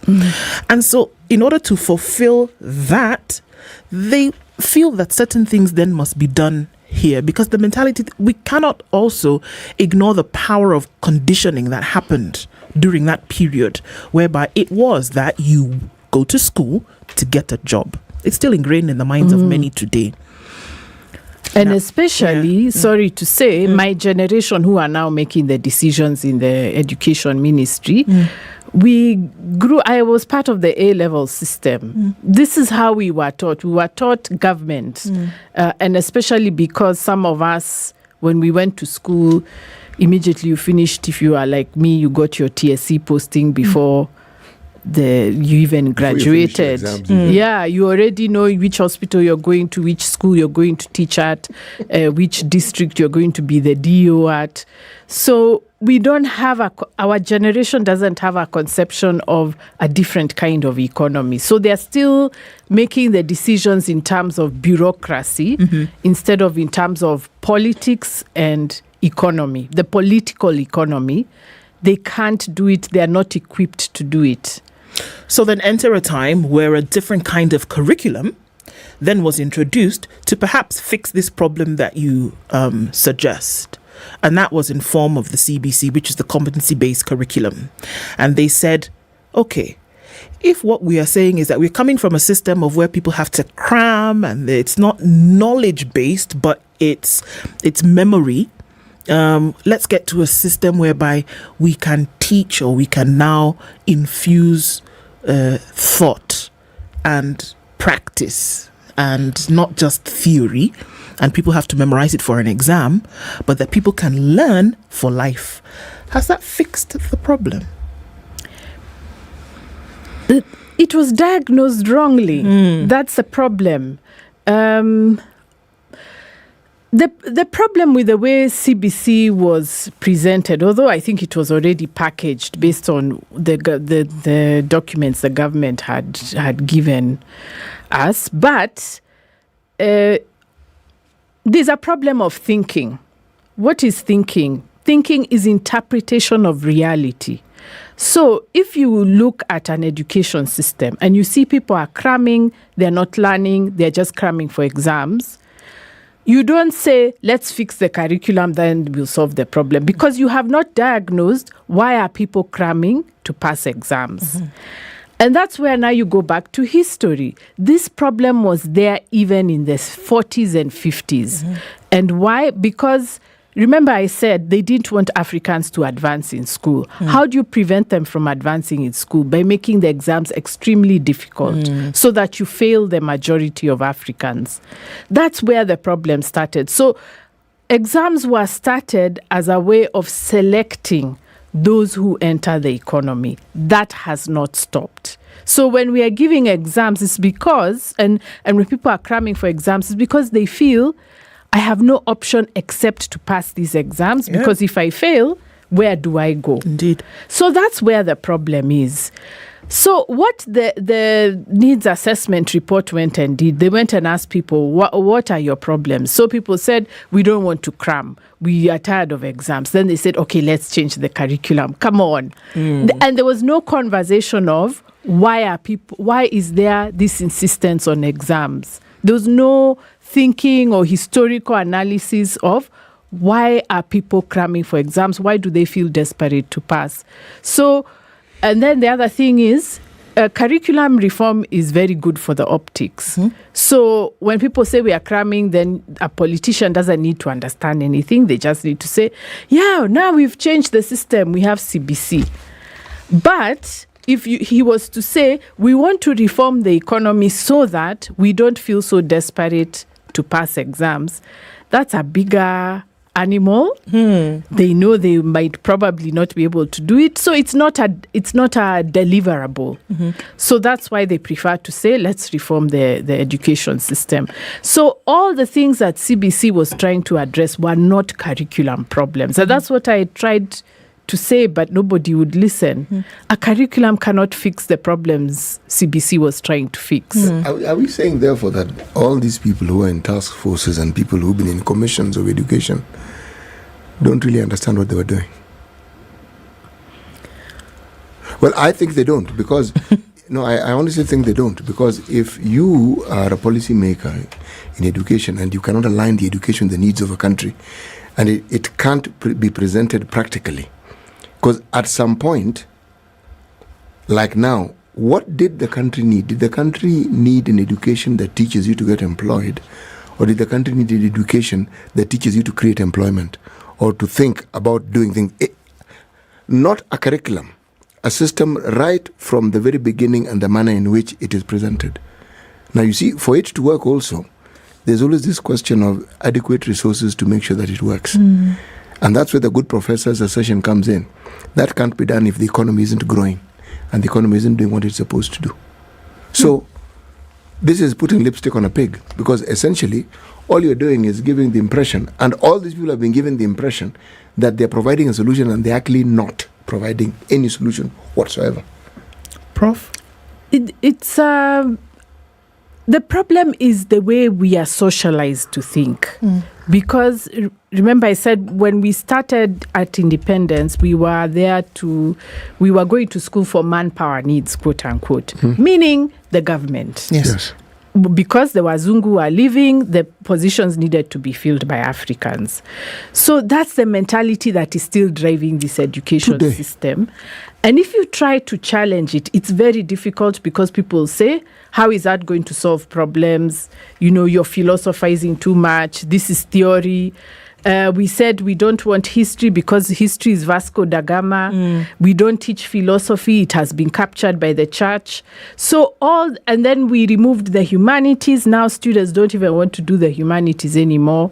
So even the few of us who are still there, we have to keep on justifying our existence. So we can't think outside this manpower conversation. We can't, or we won't, because essentially what we're asking, Professor, is that we're saying that a seismic shift needs to occur, right? And we already know that in order for such a thing to happen, in the mind there has to be that agreement that we are going to turn this thing on its head completely. And we already know that human beings and change are like water and oil. So isn't that what we're saying? That in order to get the results that we really should from an education system, or at least get a system that then works for the position that we are in today, what is currently the case has to be turned on its head completely. It's kind of difficult when you've trained a whole generation of people to think in a certain way, because you're basically telling a 40, 50-year-old, don't think, we have to think differently. And we grew up with the arts being demonized and the humanities being demonized. We still have this conversation about solutions, that we cannot talk about the root causes of problem. We must just offer solutions. So there's a whole intellectual system that prevents us from understanding what the problem is. I tried. It's very difficult to break that system. Is it an intellectual system or an anti-intellectual system? Actually, it is anti-intellectual, yes. Yeah, because anything that actually drives you towards conditioning, as opposed to allowing you to ask the very simple question, why, that system will actually put you in a straitjacket, and that is where you will be. And for some reason, because of the way it is structured, you will actually not move outside those boundaries. Because if you listen to the discussion around education, you keep hearing the same thing over and over again. Someone says something apparently different, but they're saying the same thing. And every time you get the impression the politician wants to be lauded and praised for bringing change, and he actually hasn't brought any change. He's talking about it, but the reality of what he's talking about doesn't actually exist. You see, how do you teach competently in the schools where the bulk of our population, the children of our citizenry are, that is in the public schools, when there are 100 or 120 children in a class? And these classes were built to contain 40 students at the time they were built. And then you want to impart knowledge. Okay, let's say you are able to impart knowledge. How then do you ensure that you understand what these students are actually doing? I'm a former teacher, so... You see, the thing is, we might need to even ask, what are classrooms? How should classrooms be built? Because even the model of the way we think about education, to me, is very expensive. Like, when I look at the university system, we spend so much money on regulation, inspection, writing documents, bureaucracy, and this is money that could be used to think of other ways to teach, other ways to impart knowledge. So a teacher might have 120 students, okay? Resources are not there. But the opportunity for that teacher to think of another way to get through to her students is what is not allowed. Because the QA officer from TSC, although I hear they are supposed to be removed, from TSC and from Ministry of Education, they are going to come and they are going to tick a box based on a list that they got from a Global Partnership of Education, CG UNESCO, CG what. So that's where the whole problem is, because we are measuring our education according to standards that are not ours. We are not allowing for a discussion of whether these standards are applicable. And then we're not even allowing the teachers in the classroom to modify, we're not giving them leg room to work with what they have and come up with new ways of doing things, because what will the officer, the county officer of education, what is he going to inspect? You see, what is he going to do? And we already have this position. And we already have this position. Why are you not doing what has been mentioned here? And then you have targets and you're ticking. So that's where our problem is. In fact, before the election, I was saying all these people should be removed from Jogoo House and they should go back to the classroom. Then we will have more teachers. But you see, how do you promote people?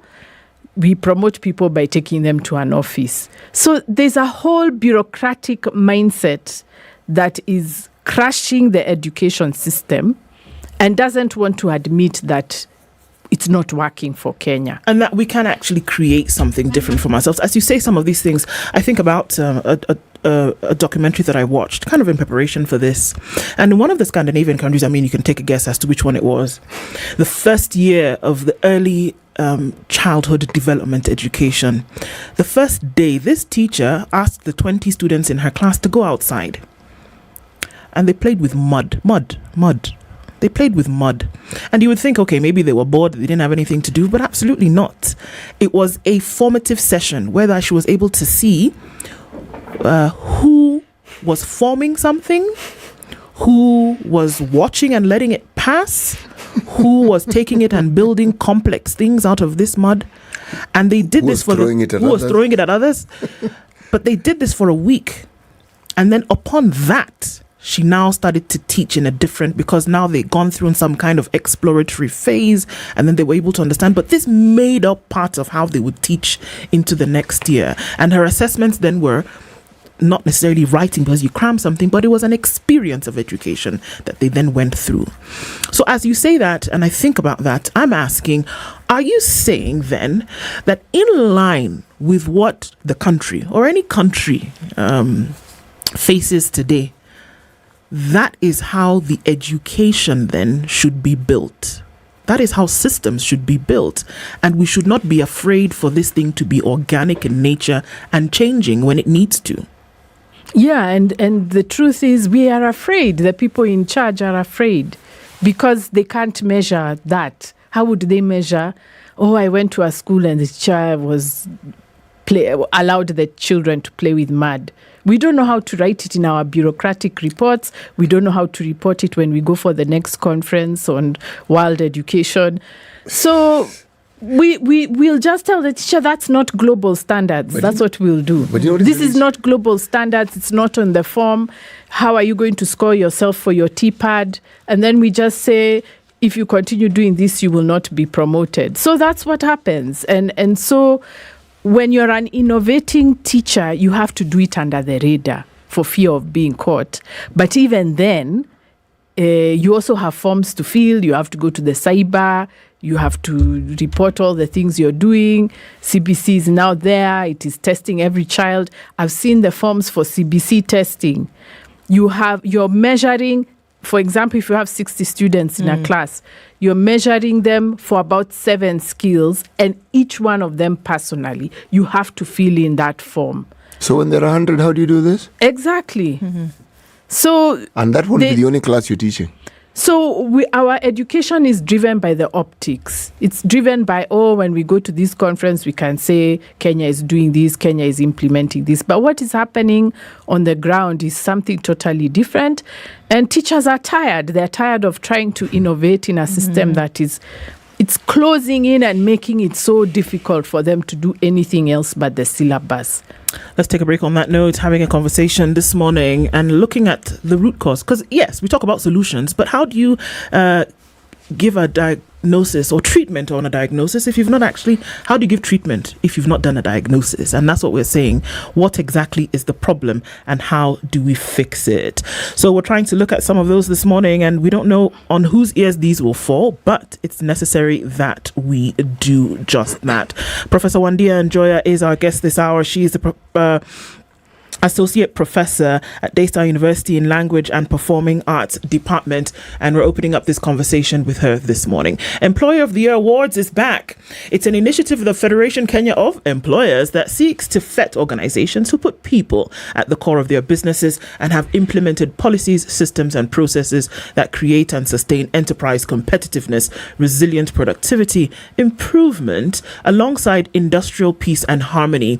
It's the 6th of October that this is taking place at the Safari Park Hotel. You can enter in your organization. All employers are welcome to participate by contacting the Federation on www.fke-kenya.org. The awards are supported by Safaricom, GIZ, ILO, BAT, NCBA and NITA. What category will you enter your organization into?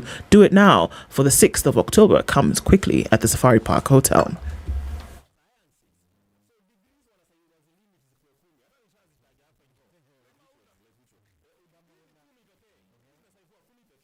This is the Situation Room, the only way to start your day. Revenge is for children. It's for kids. When you grow up, you realize the best revenge you can take on somebody is to ignore them. I'm just new in politics. It is not everybody's cup of tea. That's why some people come in one term and that's it for them. Political parties in this country do not have ideologies, whether luring or otherwise. And that is the effect of corruption. Any time an offense occurs anywhere in the country, it is the job of the Inspector General to look into it. Whether it's corruption, whether it's murder, whether it's betting, that is his job. If we have chosen to be a corrupt nation, then we produce corrupt leaders. Everything then becomes chaotic that you cannot be able to change a nation. The Situation Room, Kenya's biggest conversation.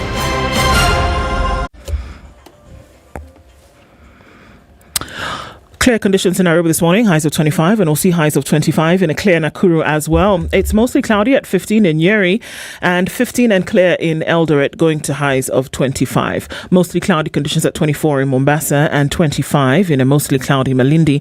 It's clear at 20 in Kisumu and clear at 16 in Kakamega. We're looking at mostly cloudy conditions at 20 in Kampala with highs of 28, and 31 will be the high in a mostly clear Dar es Salaam. It's 9 degrees and clear in Johannesburg, highs of 27 and 26 and partly cloudy in Lagos. At 25, it's clear in Kinshasa. We'll see highs of 34.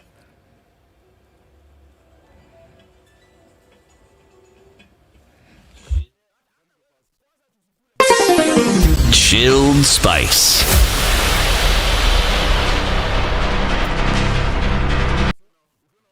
All right, not too messy this morning. Traffic is actually doing really well in most parts of the city, that is. We're still looking at a bit of bumper-to-bumper situation on Magadi Road, heading out towards Langata Road at that junction with Bomas of Kenya. And then you get onto Langata Road, and it's going to slow down considerably. Raila Odinga Way will take off some of that, and the rest will go out towards the Nyayo Stadium roundabout. We're still seeing movement on the Thika Superhighway coming in from Githurai. It's heavy, bumper-to-bumper, all the way through towards the Pangani Underpass. And we're also looking at movement on Kiambu Road, which is pretty heavy as you get towards Muthaiga Square. It's also busy on Limuru Road coming in from United Nations Avenue out towards Aga Khan and then past the Hawkers Market. So we'll look at that movement for some time now. We're in traffic hour proper. Let's see what happens as we get closer to 8. Let's talk on Spice FM KE on X.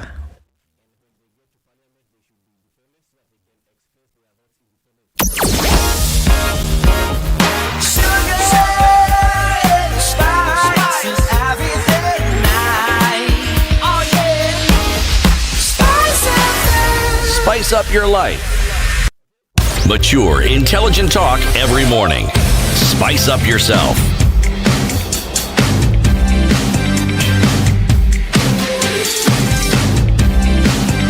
Mornings done right. 94.4 o'clock. It continues this conversation, and we're looking at education across the board with Professor Wande Anjoya in the studio today. And so many suggestions have been made. You know, I mean, we've established that the problem is historic, and say, okay, how do we fix that? Like we said, you have to turn the whole thing on its head.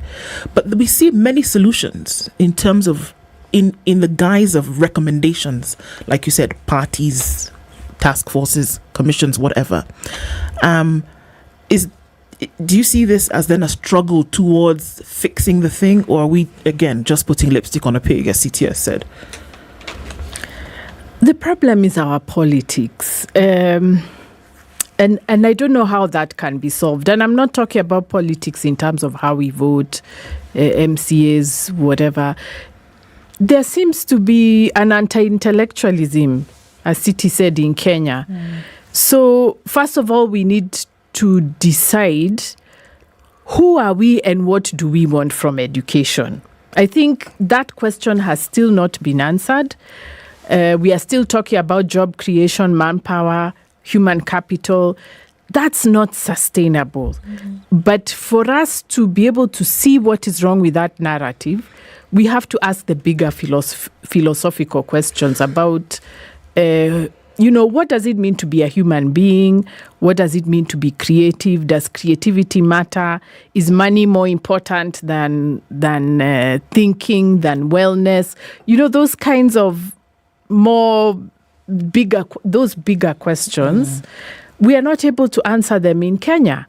And it has gotten worse because, and I see it every day in my classroom, because our young people have so many questions. They are seeing the system is not working, but they are not getting any answers.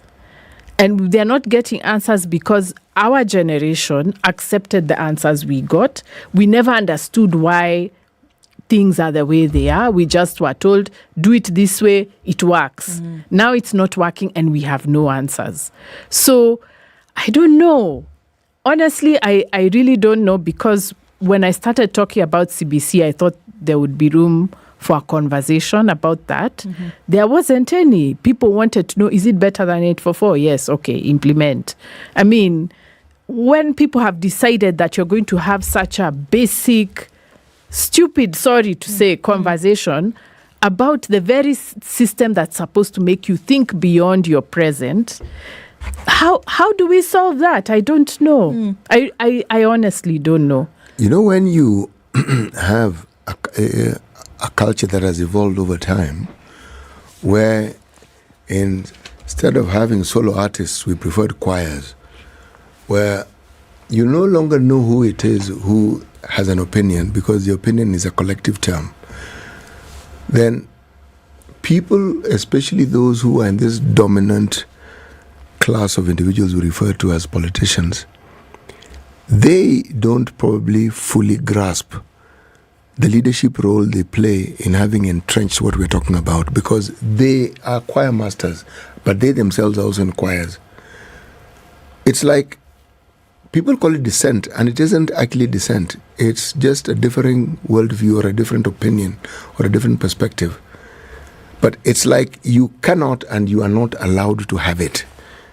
Even within the so-called party politics, even when it comes to issues of governance.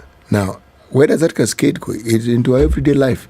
So you'll find, whether it's in the private sector or even it's in the media, where we are supposed to have a certain freedom, you will find that you are corralled into a certain way of doing things also. And you will not be allowed to move outside those boundaries, because that is not the way. Now, what then happens? Intellectualism dies. And what that means is that thinking dies. Because the moment all you do is repeat, or you follow a certain set of rules without necessarily offering a differing opinion, then the process of thinking has died, because all you're now doing is just following. Yes. So. But it's more than the political class. It's the middle class, us here. Those of us who are trained in the old system, we are sustaining it, because whether you go to the schools, the churches, we are all, it's all a consensus. We are all saying we have to think in a certain way.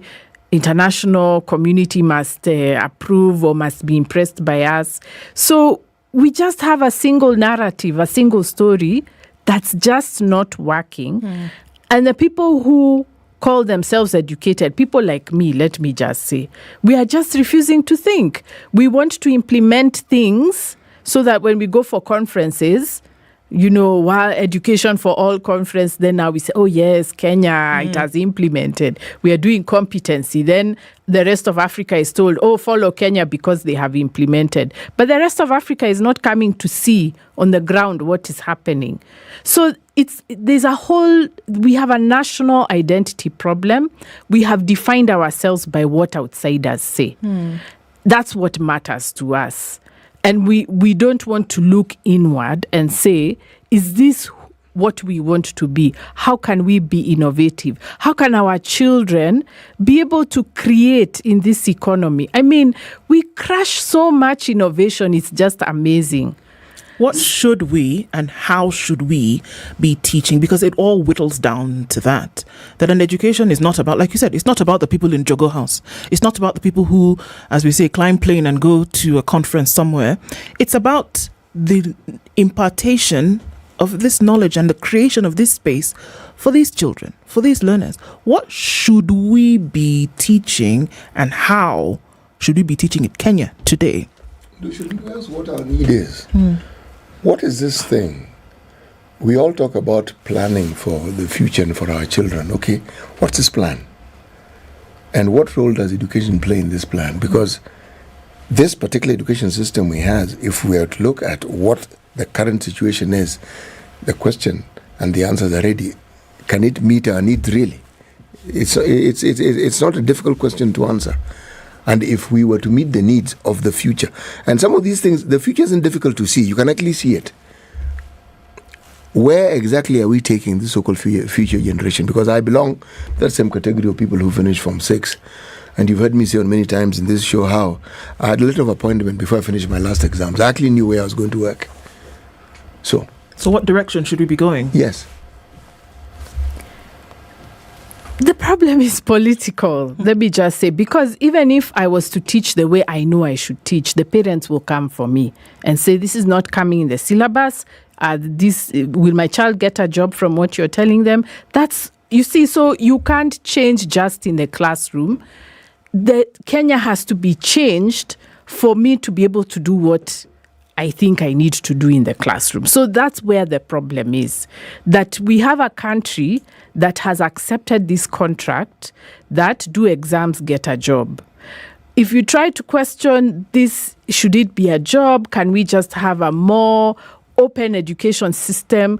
Can our children be able to do things when they graduate without having to fulfill so many regulations? Now there are about 5-6 documents people need to be able to get employment. Even our children who are coming out of the professional degrees, they can't start, like lawyers, engineers, they can't start practicing because they have to pay many licenses and all that thing. There's so much gatekeeping, as one young person said on TikTok, there's so much gatekeeping that it's very hard for parents to allow teachers to teach the way we can teach, because then they are worried, is this going to get my child a job? But the problem is the economy, the model of the economy that we have. And also the other issue is when Kenyans innovate, the government first contains them, comes up with regulations, say these people are doing wrong, they are this, they are that. And then when they realize they can't stamp it out, now they start saying, oh, wonderful, now we have Jua Kali. Oh, wonderful, now we have creative economy. But for 20 years, artists were struggling to get anywhere. But now because the government has realized, oops, we can't crush this thing, now they want to embrace it, but they want to embrace it by taxing it. So we have a very reactive political bureaucracy that first shuns innovation for the longest time, makes people struggle, and then when they finally realize they can't do that, now they open it up. We can't have this economy. We have to let people thrive. We have to facilitate them. And then now when we come to the education system, teachers will not be fearing that parents will say, but is my child going to get a job? Because you're saying, this child needs to thrive, they have nice ideas, let's help them. The other thing we need is to have a whole ecosystem of learning. It cannot be just the education system. It has to be media. It has to be more free. We can't just be on the same talking points. The churches have to stop fighting theology. They are still in the missionary theology of convert the natives, build schools, build hospitals. But we want to hear, what is God saying about neoliberalism? What is God saying about the war in Ukraine? What is God saying about, Niger and Burkina Faso? Our clergy cannot answer these questions. The same thing with the researchers. They are stuck in development, meeting some goals. Vision 2030, I don't know, SDG, what about the questions that are being asked on the ground? Can we ask our own questions? And then we need libraries. Under the Constitution, the counties were supposed to be setting up libraries in their counties. By now, every sub-county should have a place where people can meet, get internet, come talk. We should have more festivals so that there's a whole ecosystem of talking, creating, innovating going on in and outside the education system. But we have not allowed those things to happen outside of the education system, and so the education system is pretending that it can bear the weight of all that. It can't, it won't, and the bureaucrats want to cheat us that it can, because that's how they get their jobs. So we are living in a lie that we need to dissect, remove, and then come back to the basics. What does it mean to be human? What does it mean to be African? What does it mean to be in this world? What world are we in? There's a term I've come across, in my readings and in my conversations in this country, it's called rent-seeking. It's a very descriptive and a very apt term because it pervades every aspect of our society, whether it is those who are in the religious sector, those who are in the NGO sector, you name it. Because it's like everything that you do has to align itself with how you will benefit personally. So this broader thinking of what it is that may benefit the community, lip service is paid to it, of course. And there's a lot of lip service. I remember when I trained as a teacher in the late 1970s, the previous century, and early 1980s, we were then told, and I had not thought of this until today when we started discussing this, that the education system, what we were being taught was a student-centered way of teaching. And now I think back, it was a bushel of cow dung. It was never student-centered. You see, student-centered education is that playing in the mud thing that you analogized. That's student-centered because the students are speaking to you through the activities and you teach them based on what they've told you. But what we were doing, we had a curriculum which we were supposed to implement. The students' role was to respond to what we were telling them. We didn't start in the formative sense by determining what the student knew or didn't know, except for the 5 minutes set induction that we were taught, where you find out what the students think about this and what they know, and then you begin to teach. So when the good professor talks about the lie, this lie has been perpetuated for a very long time. Because if you look at the truism that the student-centered education is supposed to be, I'm afraid you do not find it in our education system. It has never been in our education system. Where you find it, as you say correctly, is in the Scandinavian countries. But more pointedly, there's a small country in Europe called Estonia. That's where you find it. Because if you look at their education system, the students are understood for what they are, what they can do. And with those skills and abilities, the education system trains them to be able to create jobs with what they do. So what do you have? I'm told it has a small population. Yes, it does. But that's a country where there are more jobs than there are people.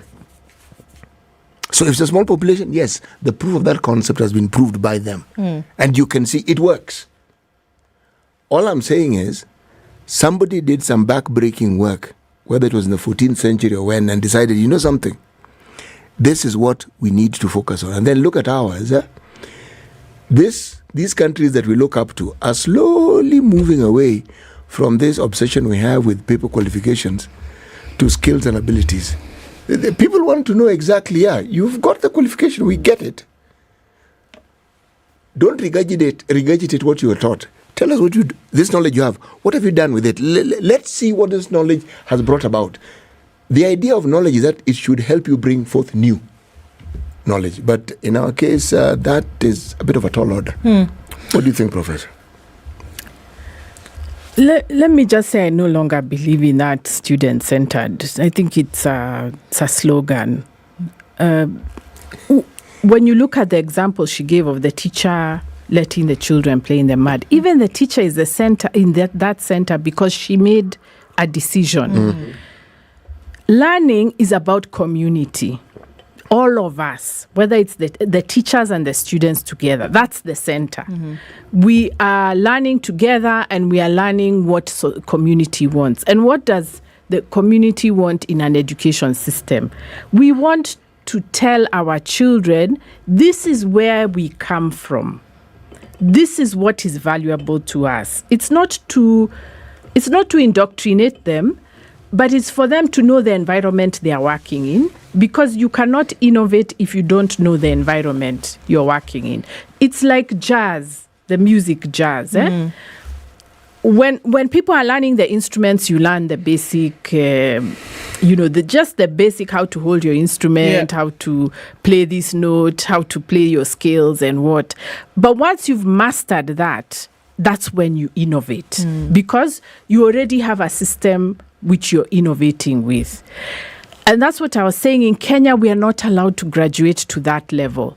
We are told to keep on learning the basics, learn the basics. Then when people say, okay, I've learned the basics, now I want to do something new, you're told, no, that's not how it's done. That's where the problem is. And it goes back to the missionary education, because the missionary education, remember, was also saying, you can only go up to here. You can only read for the Bible. You can only read for converting. Then you only read to understand what the Bible says. Then when people say, no, I want to learn some literature, I want to go to secondary school, they're told, no, that's not what Africa needs. What Africa needs is converts. and even if you see because now I had to go back to history, I was so frustrated. When you look at these Alliance High School people, the first graduates, that was the problem they had, because Carrie Francis was telling them, now I've educated, I'm from Cambridge, I've done the elite education, I'm helping you people. So why do you want to become ministers of education? Why do you want independence? You're supposed to be going back to the village and evangelizing. That's what they were being told. So that's the mentality the government has up to now. They will teach us, and then people say, okay, I want to make ventilators. Then you're told, no, it has to go protocol, approval, patent, I don't know what. And in the end, we don't even know what has happened to those ventilators. That's the problem of Kenya, that we are putting a ceiling on people's innovation. And so the education system is kind of trying to contain us. In fact, when I read the report again, the Waki Party report, Lord, tears beckoning. CBC, they say, is about three things. It's about parental involvement, meaning parents controlling their children. It's about value-based education. And it's about, there was something else, a third one. But nothing was about innovation. It was about how do we contain Kenyans? How do we make sure that they don't innovate, that they don't go beyond the syllabus? That's not what they are saying directly, but that's the subtext. You can hear it throughout that what do you call the Working report. Party report, yes. And when you look at the way we are regulated, the kinds of conversations we have, we are being contained. Professor, and it's not working. There's a class I missed here. Where did you get CBC from? I kept asking that question. I kept asking. I never got an answer. So I had to speculate. The last time I was here, I speculated where it may have come from. But we don't know, because even those Western countries we are talking about, their education system is in chaos because of these same strange ideologies. So CBC is probably the common core that was imposed on the US and has been disastrous. Where they tried to impose it in Europe, it didn't quite work. Continental Europe, it didn't quite work because the teachers refused and the governments found it hard to impose it. So it's there in the books, in the papers, but it's not on the ground. Professor, time runs out really quickly, and then unpacking some of these things as important. It's clear that there's an identity issue here, and that something needs to tip the scale at some point before the whole thing implodes. Something needs to tip the scale for us to get from this point where we are to then actually understanding what the identity is, and then saying, all right, through that we will then shape everything. And it will not just be education. We will shape then how we educate, we will shape how we innovate, we will shape how we do governance, we will shape how we do policy through that identification. In a very few what are we hoping will happen in the next minutes, days? I honestly don't know about. I did my best, so I can't even say what needs to happen. When I look at what the young people are saying, I think they get it. Yeah. They get that there's a problem. What they need to do is to impress it on politicians. Right. I don't know how they're going to do it, but they have to. We need to read our history. Maybe not read as in books. If you don't want to read books, go ask the elders what was happening. What were you doing when you were young? We need to retrace our steps so that we understand where we are coming from.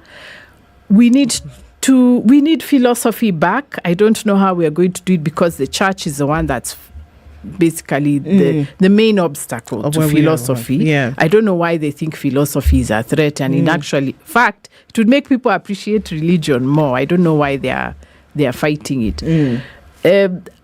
I think right now that's all I can say. And for the children who are going to school right now, the only thing parents can do is to give them books to read. The children need to read more than the syllabus. Professor Wandi Njoya, thank you for being our guest this morning. Hopefully we can unpack this conversation more in the future. Asante sana. Folks, it's 8:01. Said these will provide an opportunity for the young people to interact with technology experts to determine how they can benefit from their inventions. Ili vijana wetu ama wavumbuzi wetu waende mbele, lazima tuwaunganishe na watu ambayo watawapatia taaluma kuboresha yale mambo ambayo wametengeza, na pia kuunganisha na watu ni wapi watapata fedha ili waweze kujiendelesha, na mwisho pia tunaonesha utaweza kujitengeza vipi, kwa kizungu wanasema kujipackage, ili uweze kuuza ama kupata soko kwa kupitia mitandao, kupitia maeneo ambayo hauko karibu nayo. So kwetu hiyo ndio azma yetu kubwa, tuwaunganishe, tuwaelimishe na kuunganisha na soko. The World Health Organization has said that its experts have recommended a second malaria vaccine for children, that is R21 Matrix-M, developed by Britain's Oxford University. The vaccine is manufactured by the Serum Institute of India and has already been approved for use in Burkina Faso, Ghana, and Nigeria. In 2021, the RTS-S vaccine, produced by British pharmaceutical giant GSK, became the first to be recommended by the WHO to prevent malaria in children in areas with moderate to high malaria transmission. The new head of UN's migration agency will visit Africa on a first official trip to highlight the scale of migration happening around the continent. Amy Pope, the first woman elected to lead the International Organization for Migration, will then head to Brussels as the 27-member EU bloc deals with a recent influx of migrant arrivals in Italy. The American, who took office in October 1st, will visit the headquarters of the African Union in Addis Ababa before meeting Ethiopian officials. She will then travel to Kenya and Djibouti. And the Kenya Meteorological Department has made a clarification stating that the anticipated El Nino rains remains a reality despite the weather outlook for the month of October showing that the rains will not be as intense as it has been predicted. According to the weatherman, the anticipated rains will be above average, hence the El Nino phenomenon remains in effect. The rainy season is expected to kick off in the 3rd and 4th week of this month and is expected to be higher than normal in most parts of the country. Above average rainfall is expected this month in all the counties apart from Narok, Kajiado, Samburu and Turkana, according to this month's forecast. And residents of Joyland in Kakamega have continued to complain about insecurity after waking up to a body dumped in the area. Led by Sharon Sakina, the residents say they found the body of Kevin Owongo, a resident of Amalemba. They are now urging the government to put in place strategies to improve on the security situation. Area ya Joyland, by the way, jani kisa si ya kwanza, hii ni kisa karibu ya 5. Sasa kama nyumba 10 iko, tunaomba inafaa tembea na serikali na wakiwa na uniform. Ndio tujue kama ni nyumba. Juu watu siku hizo wameingilia mpaka wamejifanya nyumba 10 na si nyumba 10. Wanaoa watu. Anakushika anasema ni nyumba 10 na si nyumba 10. Juu hana uniform, utajuaje ni nyumba 10? Hawezi jua. Kama serikali inataka kutuokoa hii Joyland imekuwa mbaya. Mtu anakutana anakuattack, anakunyanya kila kitu anasema ni nyumba 10. Kwa barabara huwezi pita. Kama ni nyumba 10 tunaomba wapewe uniform na watembee na serikali. Hakika nyumba 10 inatusaidia kwa njia zingine. Lakini sasa kwa saa hii kama wanaenda wakirudisha cheo chao chini. Nyumba 10 champions led by Salim Hassan have dismissed claims of negligence at work, saying the deceased was killed by security guards who suspected that he was a thief. Mimi nimekuja nikakonfirm nikapata huyo bwana amefarika, wamemuingiza kwa kibanda, but kuangalia kando nikapata huyo bwana kuna silaha mipini ziko hapo zimevunjikia hapo, na huyo bwana mimi namjua ni mlevi, si mwizi, but huwa anauza mask. Jana mmoja alisikia nduru ya huyu bwana akipiga, sasa ile kuamka kutoka nje akapata wale masoja wanapiga huyo bwana. Huyu kijana akaambia masoja, hapana, huyu bwana mimi namfahamu. Shida ambayo imetokea kama hii, utapata wale wazazi ambao wamefuga wezi wanaanza kupayuka midomo zao, ama wale wezi wamesimama kanda ni nyumba 10. Yaani ili tubaki tumesimamishwa, lakini sio hivyo. This is Newswire. Dennis Asada, good morning.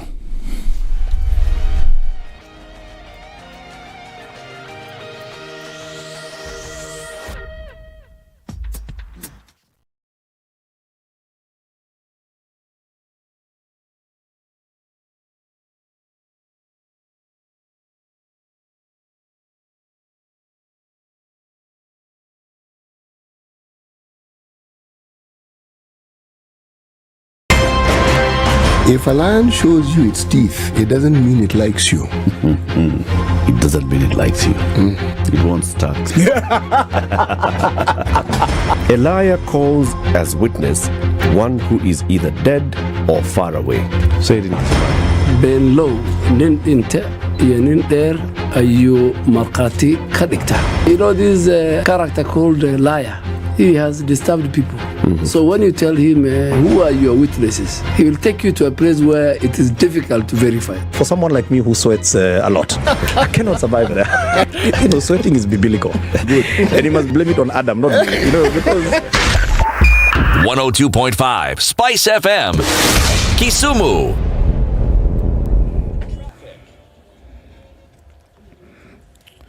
All right, still busy. Certain parts of the city this morning, and we're looking at it heavy coming off of the Thika Superhighway, going then towards the Pangani Underpass, getting onto Wayaki Way from James Gishuru. Also pretty busy right about now, and into the CBD from Limuru Road. Coming in from Kitisuru Way up there, it's very busy as well. Red Hill will deliver traffic then through towards Limuru Road as well. Into the CBD coming from Thika Superhighway, that's busy. Kiambu Road is also very busy right about now. And Jago Road towards Landis, bumper to bumper. Busy. Traffic hour then sprung on us unexpectedly after we saw that hour or so of non-movement. Everywhere you look this morning, it's pretty busy. Keeping an eye on things, and let's know what happens where you are. Spice FM KE on X. We keep things moving this Tuesday.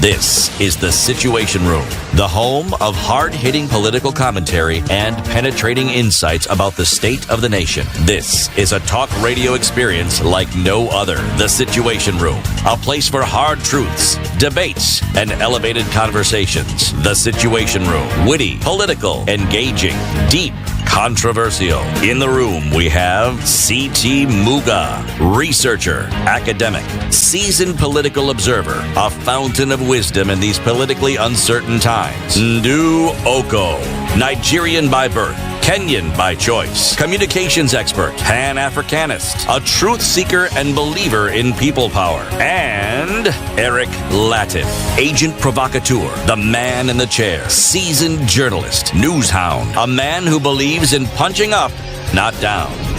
This is the Situation 8 minutes Room. after 8 the o'clock. only Good way morning to and start. welcome to the third hour of Kenya's biggest conversation. The Situation Room welcomes you to an hour of an important conversation. Not that any is less important than the other, but this is one that is taking the world by storm, literally. And here we are welcoming you and saying time is a running, and we'll all be running on the 29th of October. We had an education conversation and has left me really thinking about things and how we innovate, how we identify, what we identify. And that's a conversation that we cannot leave on the back burner, but it has to be simmering day after day. And we'll revisit that again. All right, the 29th of October presents a day when we can all run, and we can all run for a good cause. It's the 20th edition of the Standard Chartered Nairobi Marathon, and I'm going to just ask you, because they knew you were coming, Dr. Okoh. So now I have to ask you, everybody, if we're going to be running on the 29th, it's a Standard Chartered Nairobi Marathon. You've seen it. I mean, I know you've participated. There's another opportunity for you Only to participate. Now, when we talk next year, you say only twice. It's Kenya's largest single-day athletics event. It takes place on the 29th, taking off from Uhuru Gardens. Have you registered? If you haven't, log on to www.nairobimarathon.com. Registration is 2,000 shillings, and let's celebrate 20 years of running. All proceeds go towards our Future Makers program. It helps young people, especially girls and people with disability, to learn, earn and grow. It's a special one, and those who benefit from this program are special as well. So register today and let's get that done. All right, our guest is seated, as you've heard him already. Dr. Okoh, good morning. Morning, though. The party leader of the Third Way Alliance is with us this morning, and we are talking matters broadly security. There are many issues that have come to the fore recently, and we're asking ourselves many questions. And we'll go into a little bit of background.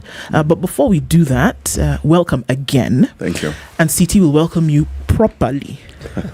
with these usual proverbs. Yes, they aren't really my proverbs. They're proverbs from certain countries. All I do is retell them. Our proverbs for the whole of this week come from the country of Uganda. One can claim to have many friends until they fall on bad times. Yeah. That's actually very true. I think, I don't know, during COVID time, I had a lot of reflection. And that's when I kind of thought, do we really have genuine friends who can come through for you when you're really in need or in trouble? And that's, I think, when you can actually begin to assess the kind of friendship that you are, and even the value of friendship, not just friends, the value that they bring to you. A lot of people probably will celebrate when you're down, or just disappear. In fact, we flipped that question and asked, what sort of friend are we? What sort of friend are you? Are you the fair weather variety, or are you that friend in need, where should somebody who you call a friend is in trouble, you will ensure that you are there every moment to ensure that they receive the support that they need. You know, City, this is also a very fundamental question, especially for us who live in these big cities. You know, hardly do we visit each other. We don't know where people live. No, we don't. We meet in social places, or when somebody's dead, we go to view their body in the mortuary or in church. This is a conversation I had with some of my friends the other day. I was like, why are we not visiting each other? Why aren't our families meeting up for lunches, or, get to know where your friend lives? So what kind of friendship is this that you're always meeting in whole 19s? Indeed. Isn't that a question? It is. It is real, actually. It is real, and that's the case. But then we all converge at funerals when the person is gone. Yes. Something to be thought about, isn't it? Yes. All right. Something else that has encapsulated our minds and our thinking and our commentary and opinion over the last few days, actually, is the reality that Kenya would send 1,000 cops, 1,000 police officers from the administration police to Haiti. Okay. There's been a lot said. I know you've commented quite extensively on this, but I wanted to give a little bit of background into what's happening in Haiti at the moment and what has been happening for 20 years. This is not a run-of-the-mill situation where gangs woke up one day and said, you know what, let's take control of Port-au-Prince. No. It's been an issue for some time. And we also cannot run away from the U.S. Operations or influence in Haiti. And France. Okay? We can't. Yeah. So what has been happening is that, yes, we know, this year alone, 530 Haitians have been killed by gangs. And in the past 2 weeks alone, 187 of them have died. This conversation is happening when Kenya is sending these troops, okay?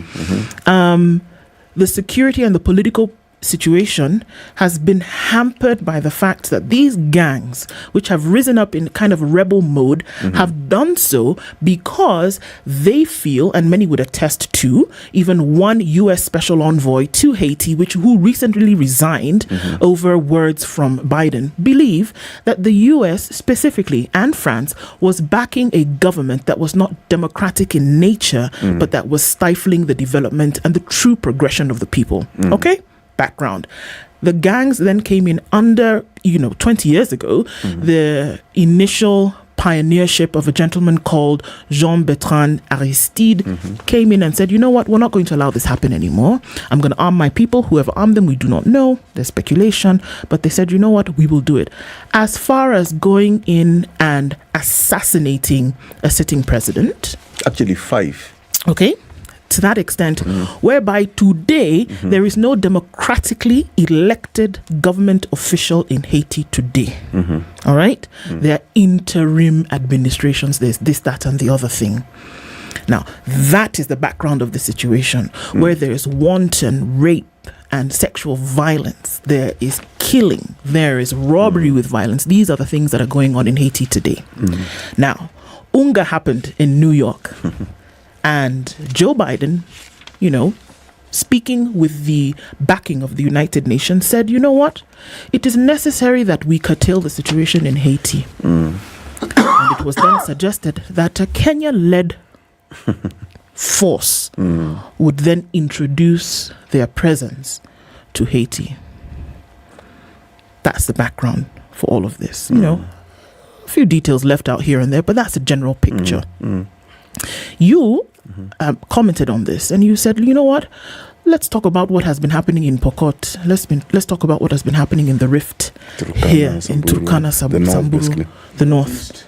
We've not been able to handle that situation, and here we are saying there's a situation that's 1,000 times worse.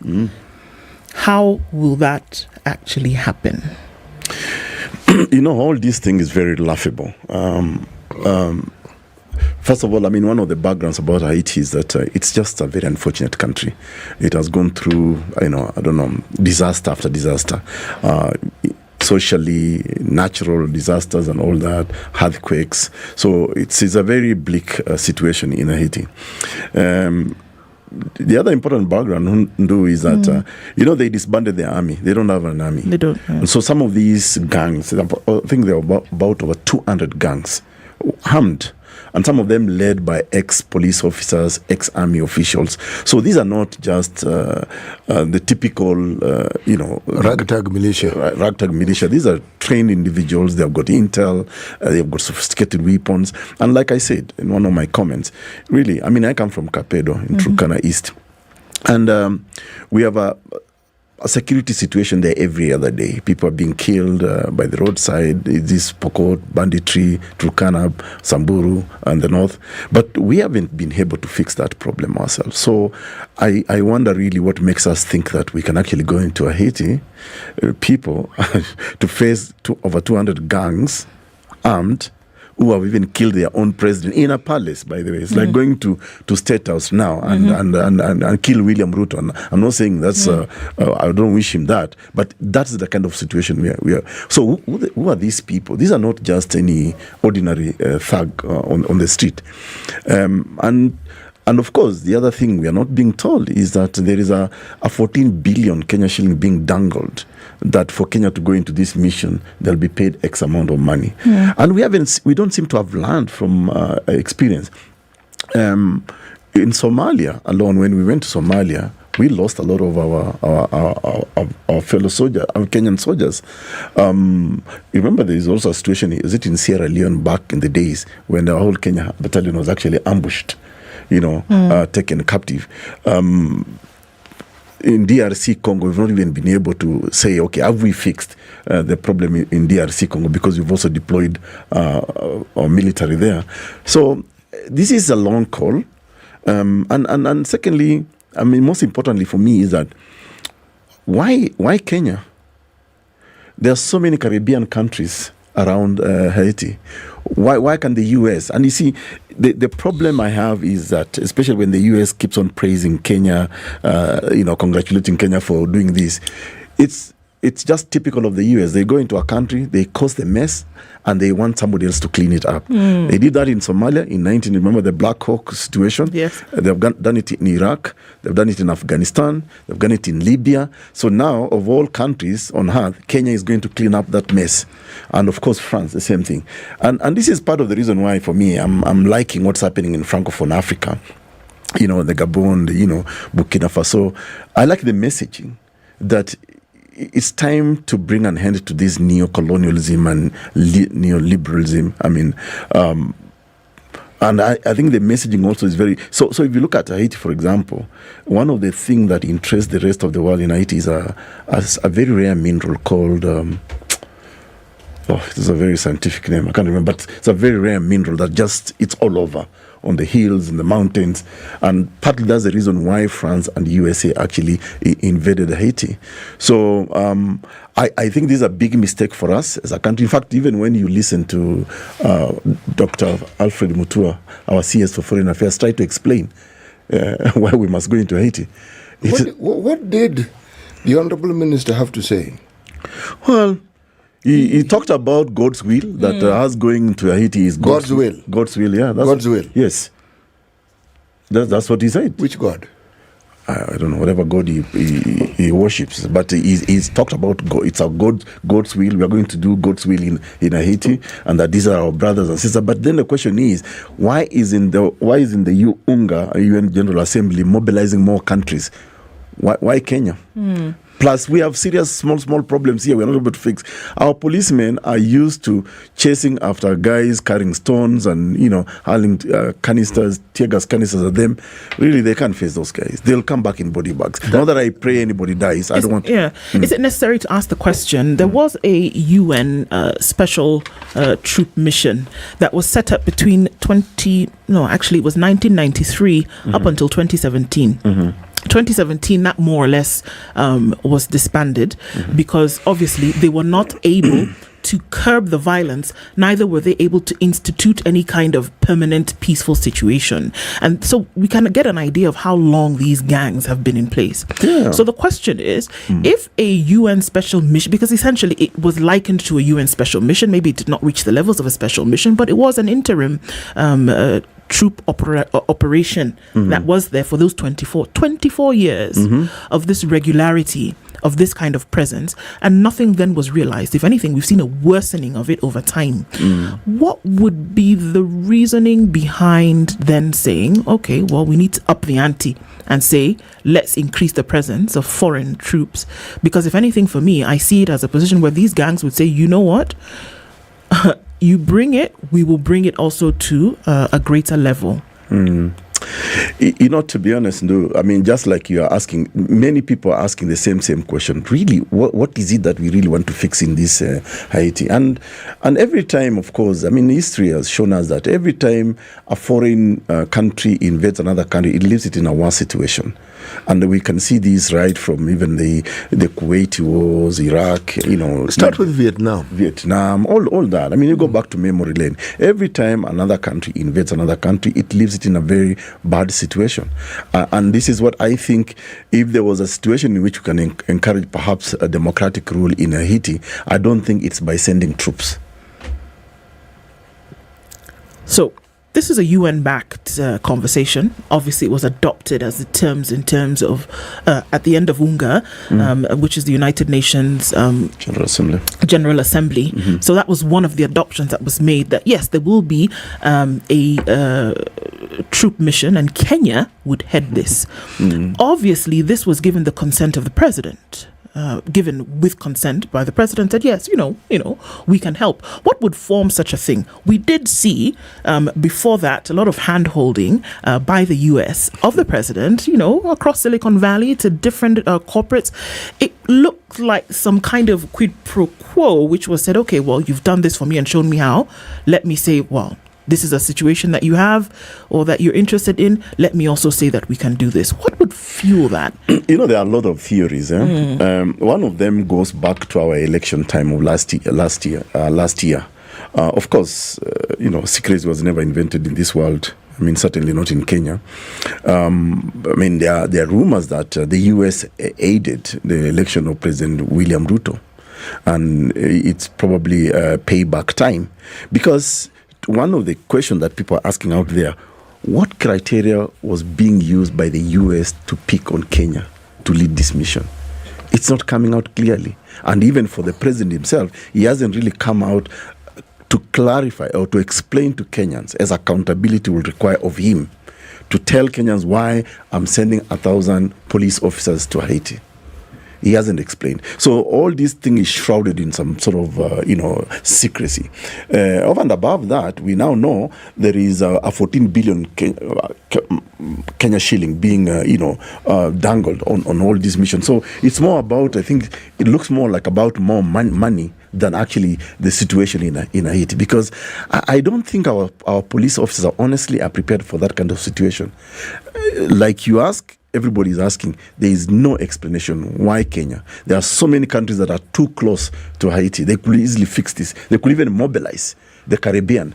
Why can't they fix it? Why are East African countries? They know better than we do. If they're neighbors, they understand exactly what you would be getting yourself into. Yeah, because if you imagine you come from Kenya, where when civilians resist any police insurrection, they resist with stones. Now here you're going into a place where people are better armed than you. And they do not have any qualms about shooting you. It doesn't really bother them very much. There is nothing in the Kenyan culture that teaches and trains our security personnel for that sort of situation. Because if you're talking about, say, battle-hardened security forces, go to Rwanda and Uganda.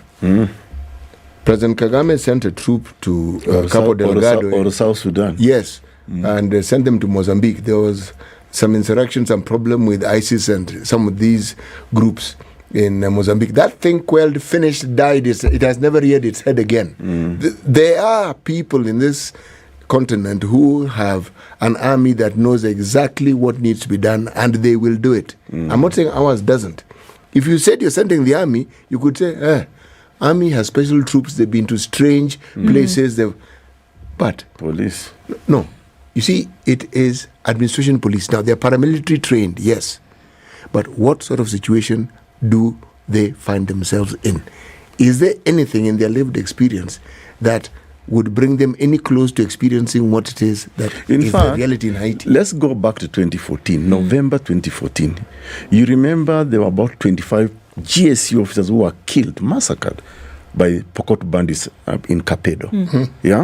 And I remember President Uhuru actually flying into Kapedo, and Wazez told him, Mr. President, we thought those were Turkana we were killing. We didn't know they are police officers.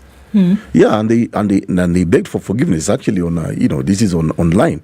They begged for forgiveness, and they said, and President Uhuru said, I want you to return back the guns. That's all he wanted. And indeed, they returned. I remember citizen journalists actually going to collect. They was being told, go such and such a place, such and such a thicket, you'll get 5 guns, 3 guns. And they returned the guns.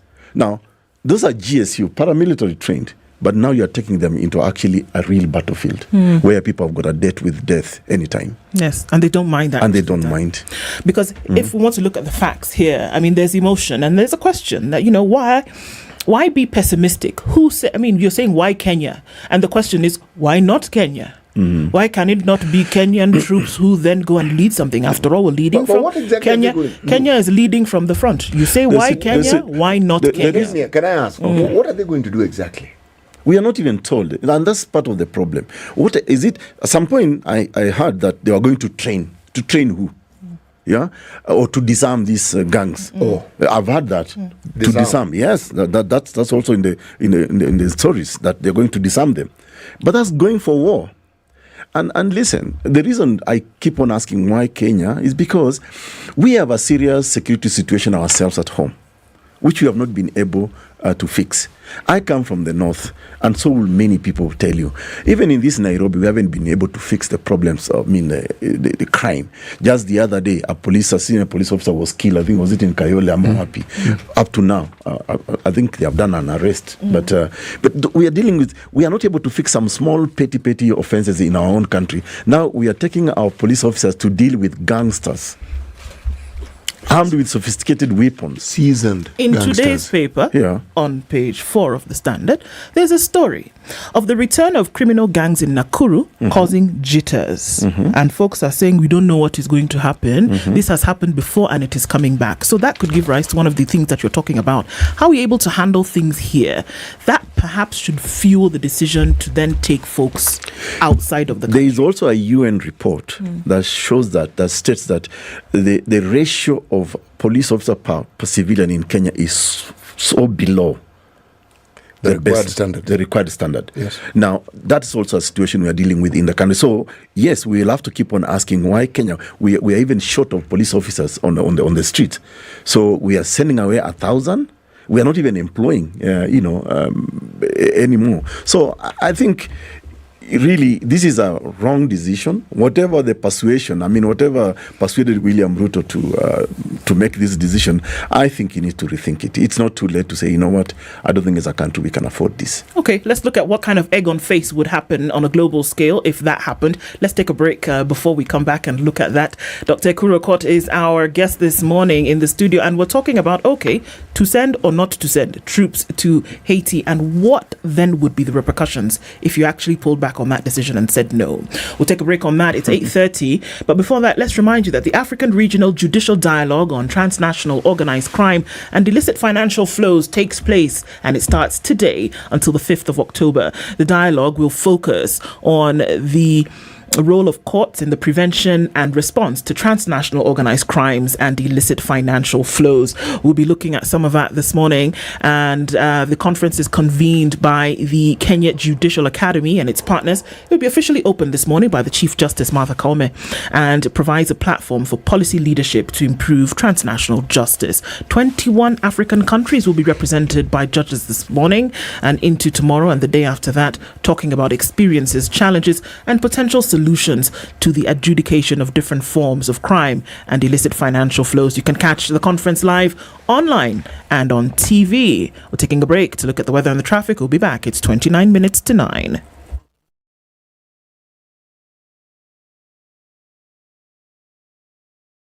This is the Situation Room, the only way to start your day. If a lion shows you its teeth, it doesn't mean it likes you. It doesn't mean it likes you. It won't start. A liar calls as witness one who is either dead or far away. Say it in Kiswahili. Ben low, nin inte, yenin there, ayu markati kadikta. You know this character called a liar. He has disturbed people. So when you tell him, who are your witnesses, he will take you to a place where it is difficult to verify. For someone like me who sweats a lot, I cannot survive there. Sweating is biblical. Good. And you must blame it on Adam, not me. Because Adam messed up and he was told, now you fellow you, by the sweat of your brow, thou shalt eat. The Situation Room, Kenya's biggest conversation. Sunny conditions at 16 in Nairobi, highs of 25, and we'll see highs of 25 as well in a sunny Nakuru at 17. It's 17 and sunny in Nyeri, highs of 26. And going to highs of 25, we'll see sunny conditions in Eldoret. At 26, the sun is up in Mombasa, and it's sunny at 26 as well in Malindi. Sunny at 23 in Kisumu, going to highs of 31, and we'll see highs of 29 in a sunny Kakamega at 21. Mostly cloudy at 20 in Kampala with highs of 28, and we'll see highs of 31 in a mostly sunny Dar es Salaam. It's 12 and sunny in Johannesburg and 25 and cloudy in Lagos. Rainy morning in Kinshasa now at 25, going to highs of 34 and lows of 24.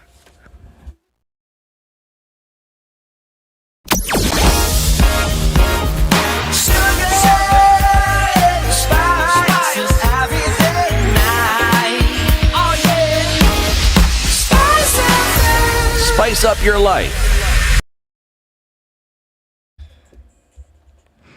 All right, still seeing it pretty busy coming off of the Thika Superhighway. It's just going towards the Pangani underpass before that, and after that, you'll be all right. James Gishuru still giving off some traffic towards Wayaki Way. That still looks pretty busy. And then coming in from Limuru Road, that whole Kitisuru area from Red Hill, and then through towards Chiromo, that's bumper to bumper. It's going to go slowly, but it'll take you where you're going eventually into the CBDs where most of the action is happening. And we're also seeing traffic coming off Langata Road, some touching on Raila Odinga Way, and the rest going towards Uhuru Highway. It's still a busy time of the morning, still in traffic hour. Let's wait and see what happens closer to 9. Spice of MKE on X. Let's keep it there and keep things moving.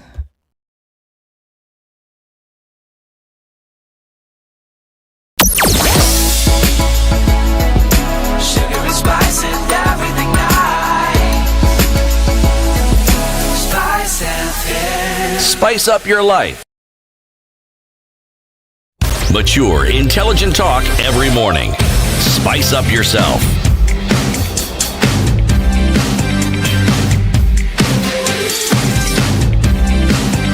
Mornings done right. 94.4 Spice FM. 26 minutes to 9 o'clock. We're looking at the calls for Kenyan troops, in this case 1,000 police officers. We've established that they will be from the administration police to go in.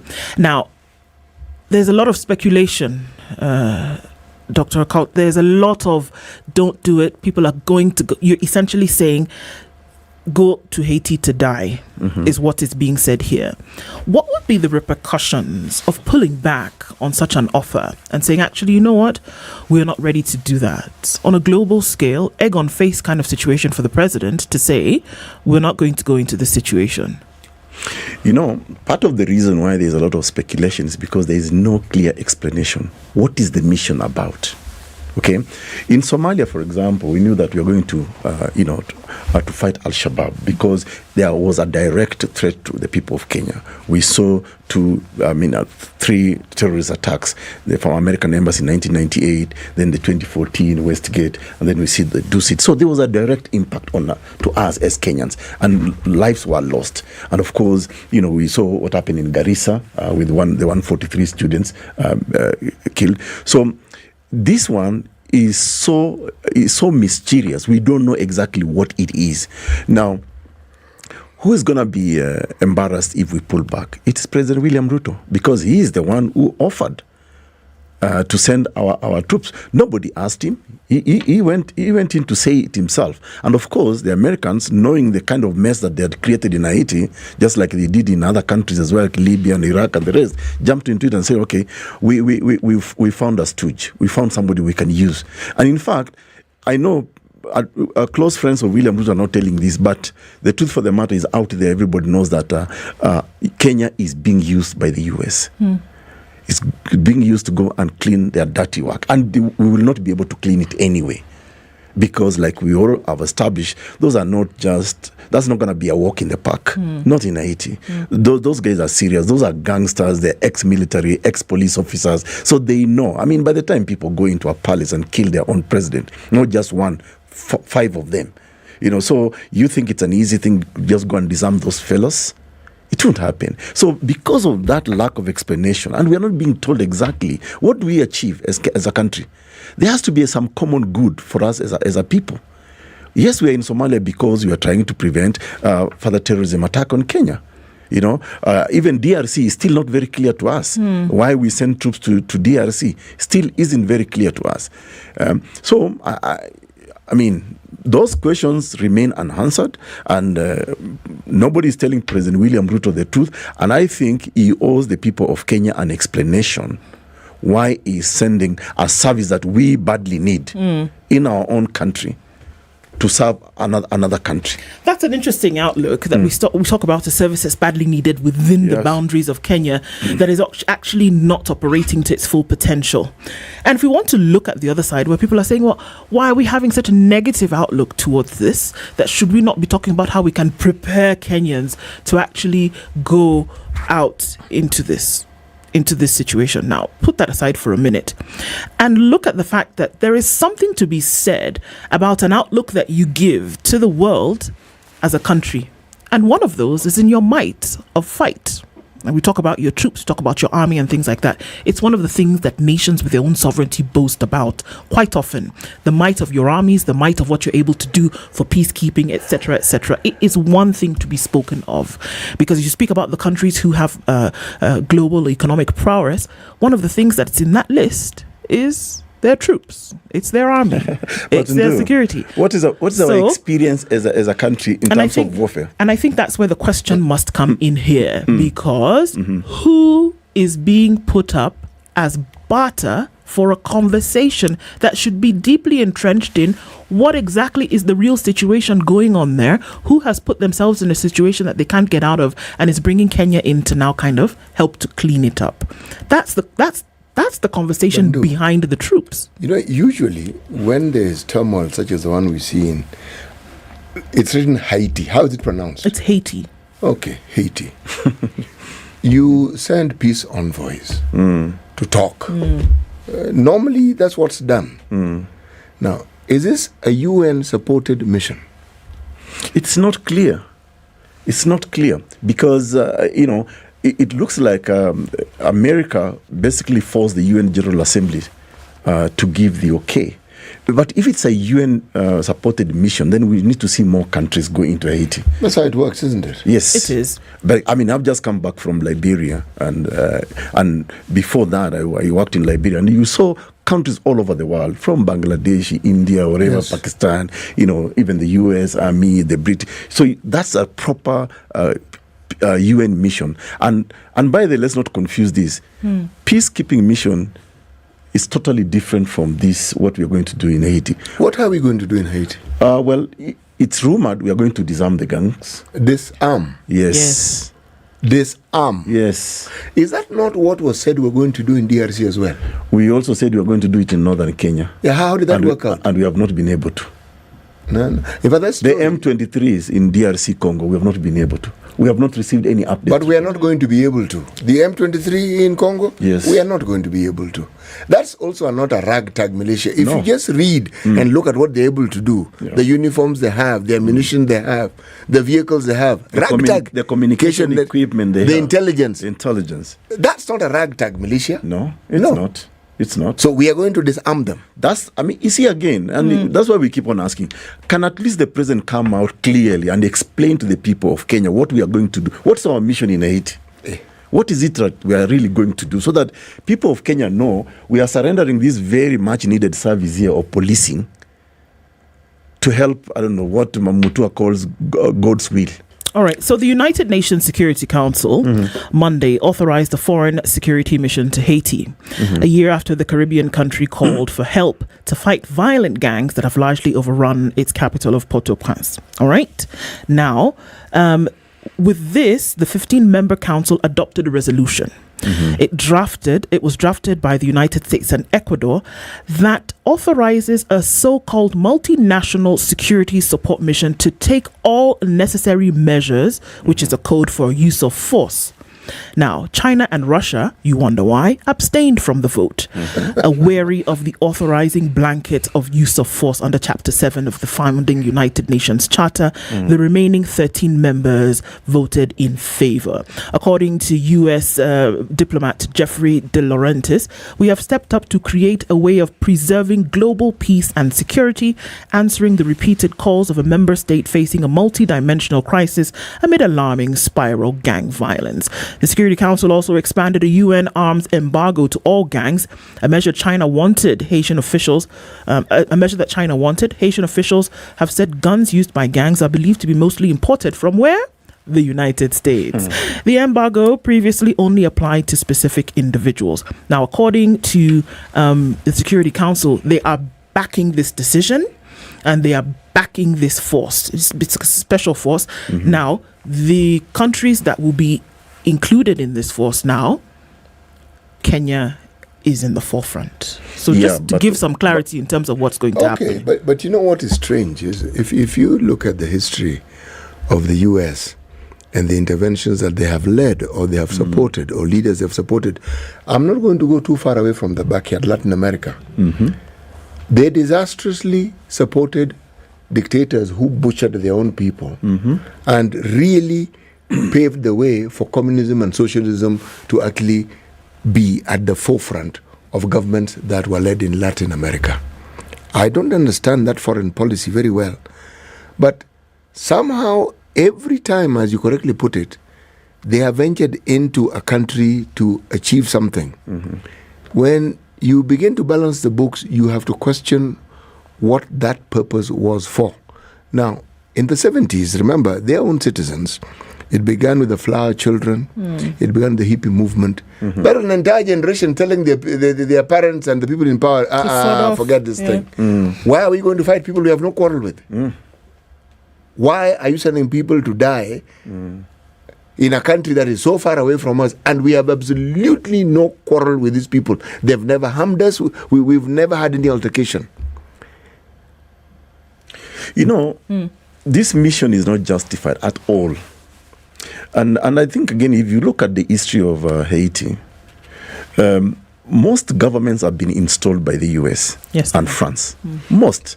Meaning there is deep-seated anger against the Americans and the French in that country. Now you're picking a third world country like Kenya with very little experience in terms of warfare. We've never really fought a war in this country. I mean, our army are just guys who are sitting and relaxing and enjoying good life in the barracks. They've never really had any serious combat. I mean, the closest is probably Somalia, and you saw what exactly happened. The Sierra Leone, you saw exactly what happened to them. So I don't think there is clear justification for us to go. And the president owes Kenyans an explanation why he is making this decision. At the very least, explain to Kenyans, because it's not clear. But if you are we are all speculating now here. What are we going to do in Haiti? Is it like if you're talking about France, with the current president that they have and the policies that he has spearheaded, that we now have a coup belt in West Africa is not coincidental. Of course. And because this coup belt involves former French colonies. And they're saying, thank you. We're not. Why do they get to the point where they are one after the other telling their former colonial master, look, we don't really want to work with you? Okay?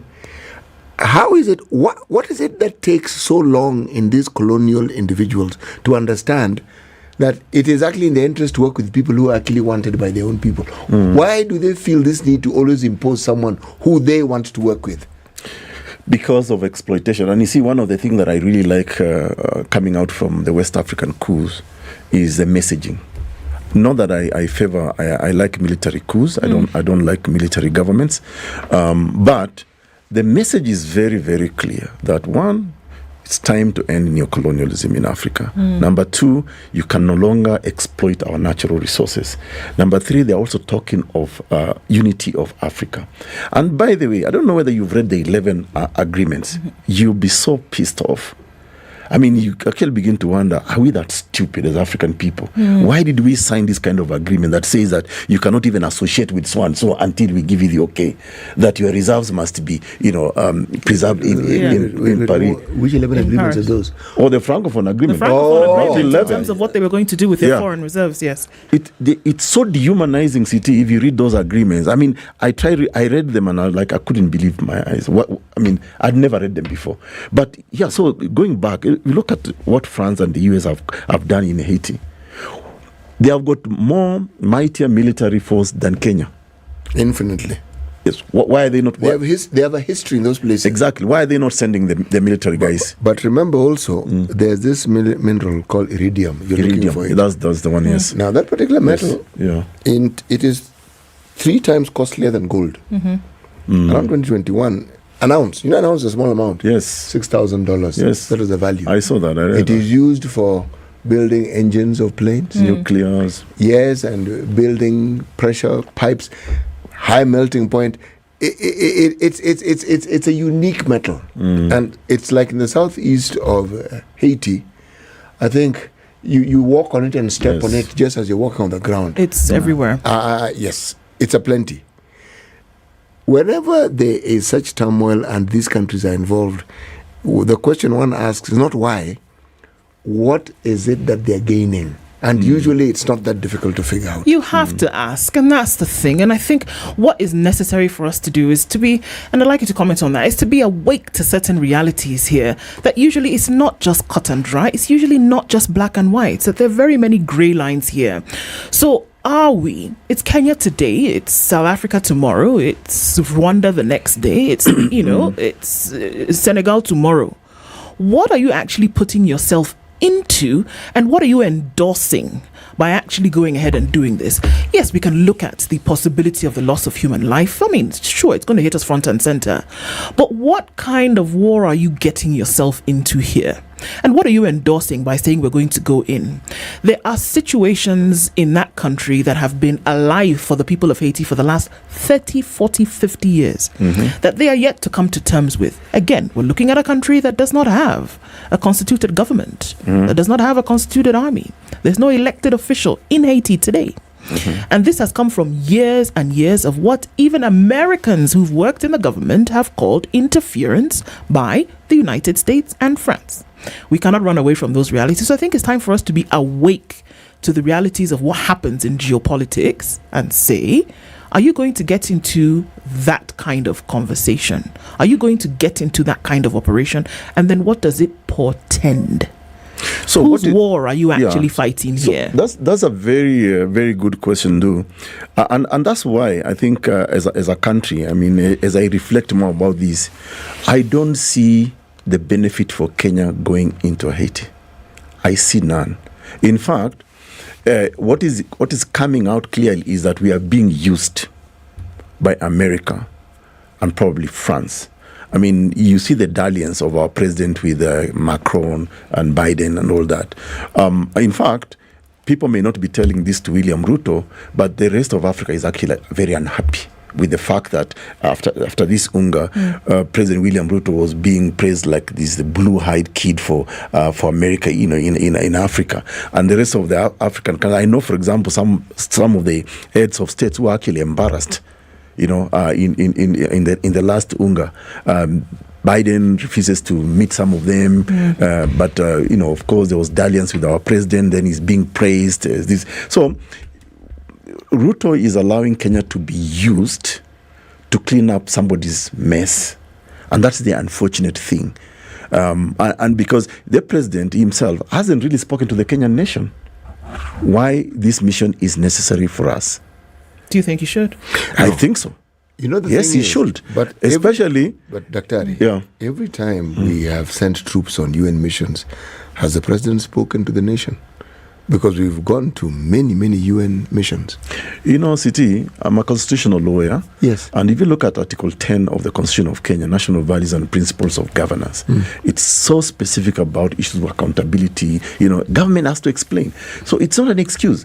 In fact... Meaning all these times they haven't explained, they should have been explaining. They should, yes, of course. They should account to the people of Kenya why they are committing our country. Because this is committing Kenya It's not just committing the 1,000 police officers. No. It's a country that's been committed. It's a country that's being committed to go into another country, basically to do whatever we don't even know. Whom we do not have a quarrel with. We have no quarrel with Haiti. We are not part of the problems of the historical problem they have gone through. Nope, we're not. No, we are not. We're not even, apart from the color of the skin, what else do we share with Haiti? Maybe some of our relatives were shipped there many years ago, but that's a long time ago, isn't Probably it? from those part of the world. It's very, very possible. Not East Africa. I want to localize this conversation a little bit, and we talk about the fact that, look, whereas we can look again at the whole geopolitical, atmosphere, we can look at that situation, we can look and ask the questions about who's really fighting whom, who is seeking control. When we look at the gangs, because they're instituted gangs to a point, they've been there for some time, nobody has been able to remove them. They also have a message that they're passing across, we can look at that whole conversation. But now, putting Kenya into that situation, can we say that you don't have a security situation on lock in this country? Is that reason to say that you will not then get into an external situation? Can you not keep two pots boiling at the same time? I mean, you have to weigh. I mean, you have to gauge the benefits that come with it. For me, I will say this is not necessary. We don't need to go to Haiti because we have our own many problems. And second, like you talk about geopolitics, it's true. We have to gauge, to measure. Is it worth for Kenya to actually go into this kind of? I mean, whose politics are we talking about anyway? So far we know two countries have stood out to be the reason Haiti is in the state it is today: France and America. Why would Kenya want to plug into that kind of situation in the context of what? Geopolitics? We have to pick our fights. I mean, do we really need it? I mean, even the fact that we are struggling actually to understand this situation just speaks volumes of whether actually we should even be having this debate in Kenya. And the reason is because historically, we have sent our troops that included people from the army, police, on these UN missions. We have. People have talked of Bosnia as a governor. Yes. They have former Yugoslavia and all that. We've taken them to Namibia. We've done a lot of these things. But that was a peacekeeping mission. Precisely. Peacekeeping mission. It was UN-backed. But this one is UN backed. It's I mean, look, the members of the United Nations Security Council, save for two members, assented and said, yes, please, it's necessary to have this kind of what do I say? I don't want to say. I almost said interference, but let's say intervention. Yes. We don't even a peacekeeping mission, and I've worked in two countries now where the UN has been very, very present, South Sudan and Liberia. The mission is always very clearly explained. Apart from just the voting, what really is the mission? What is the mission? In Liberia, it was peacekeeping. South Sudan, the same. And there were certain stages. The referendum, the separation from Sudan, South Sudan and Sudan, and all that, election, constitution making. It's clearly. So what's Haiti? Let's deconstruct this approval by the UN. Yeah. What does it entail? We're rather hoping it's you who'd explain it to us. I mean, you're the one who understands these things better than we do. Well, look, if we look at the proceedings that took place, I mean, really quickly, look at the proceedings that took place. Yes. Joe Biden did give a spirited speech during UNGA and talked about the fact that Haiti was in a state of chaos, it's war, it's total degradation on the political and economic level. He spoke about that and said, look, it is time for the world to come together and do something about the situation that Haiti is currently facing. And then made a suggestion. Now that he was at UNGA, no better opportunity to the United Nations General Assembly to say, look, it is about time that we do something about this before a situation arises where we will not be able to do something. Okay? He did. He made that speech. It was after that the Security Council then met and then came up with this resolution, which was then further adopted by 13 out of the 15 and said, this is actually what needs to happen. You need to go in, help to fight the gangs and restore a situation of peace, law and order. Whatever that is up to you to then decipher. But this is what they agreed. This is what will be done. Now, I don't know in which corridors this conversation was happening then between President William Ruto and other members, but they said, yes, in fact, I have 1,000. and we in a give proper them to you. in a proper UN mission to any country in the world, you have to identify the parties. So who are the parties in the Haiti mission? We're talking. We don't even have an elected government as we speak. Is it a recognition of the over 200 gangs that we are now going to dialogue with them, tell them to down their tools? I mean, again, whether the UN passed this resolution or not, there is need for clarity. What is it that actually we are going to do in Haiti? In Kenya, we are confused. Mara, we are told we are going to disarm the gangs. Then we are also told we may go to, some training. I had something about training. So the whole thing for me is just confused. Maybe I need to go and read that resolution, to try and understand what are the nitty-gritties actually. But the reason why this is actually causing a hoo-ha is precisely this. It's what you started off with. Should we then neglect, because the situation in Haiti is dire, there's no question about it, but then what then should we do when the problems that we have at home threaten to overwhelm us? We have regions in the country where insecurity problems have not abated. When we look at our big cities or some of the cities, problems of crime, you have gangs that are resurging, and yet you have a security apparatus that's supposed to take care of them, and we're being told by the citizens that they're on a rampage. So it's a valid question to ask, should we venture to seek to restore order in someone else's backyard? Where do we have it? When our own backyard have problems that we have not resolved? The answer is a resounding no. We don't need to. Just the other day, some suspected terrorists arrested and terrorism material on the way from I think Marsabit. So that's the kind of situation we are dealing with. So if you weigh our own interest and the interest of Haiti, surely I don't think we should even be having this conversation in the first instance. We shouldn't, unless the president really comes out clearly to explain to Kenyans why we must surrender 1,000 cops who probably are likely to be killed, by these gangs. And I wish them well. Should they decide to go, they should just... They actually don't have a choice. Yeah? They don't really have a choice, do they? It's adjusted for them. Remember, the president they can is they can refuse commander-in-chief. Yes. They can actually refuse to go. Look, this is the conversation that's not ending here. We want to thank you for opening us up with us this morning. Dr. Okoh is the party leader of the Third Way Alliance, and looking at this and saying what's going to happen in the coming days, very important to do. Thank you for being here this morning. I still need security in my village, Kapedo. We are worried. Women cannot go fetch for firewood, water, because of insecurity. And you're telling me in a country where the ratio of police to citizen is not even enough, you're sending 1,000 cops? That's a joke. Well, conversations continue, and it has to. Good morning, folks. It's 9 a.m.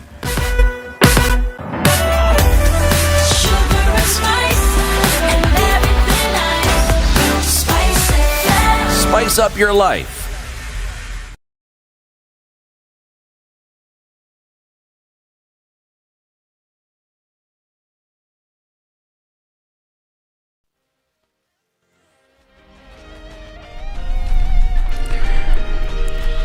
Good morning, this is Newswire. Dennis Aseto.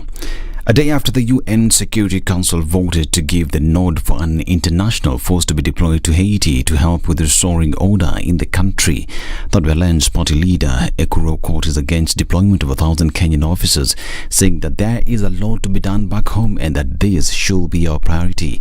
It told Spice FM that the Haitian situation is a complex problem, as those heading over 200 gangs in the country are former officers who are equally trained. All this thing is very laughable. They disbanded their army. They don't have an army. And so some of these gangs, I think there are about over 200 gangs, armed, and some of them led by ex-police officers, ex-army officials. So these are not just the typical ragtag militia. These are trained individuals. They have got intel. They've got sophisticated weapons. And like I said in one of my comments, really, I come from Kapedo in Turkana East. And we have a security situation there every other day. People are being killed by the roadside. This Okoh, banditry, Turkana, Samburu, and the north.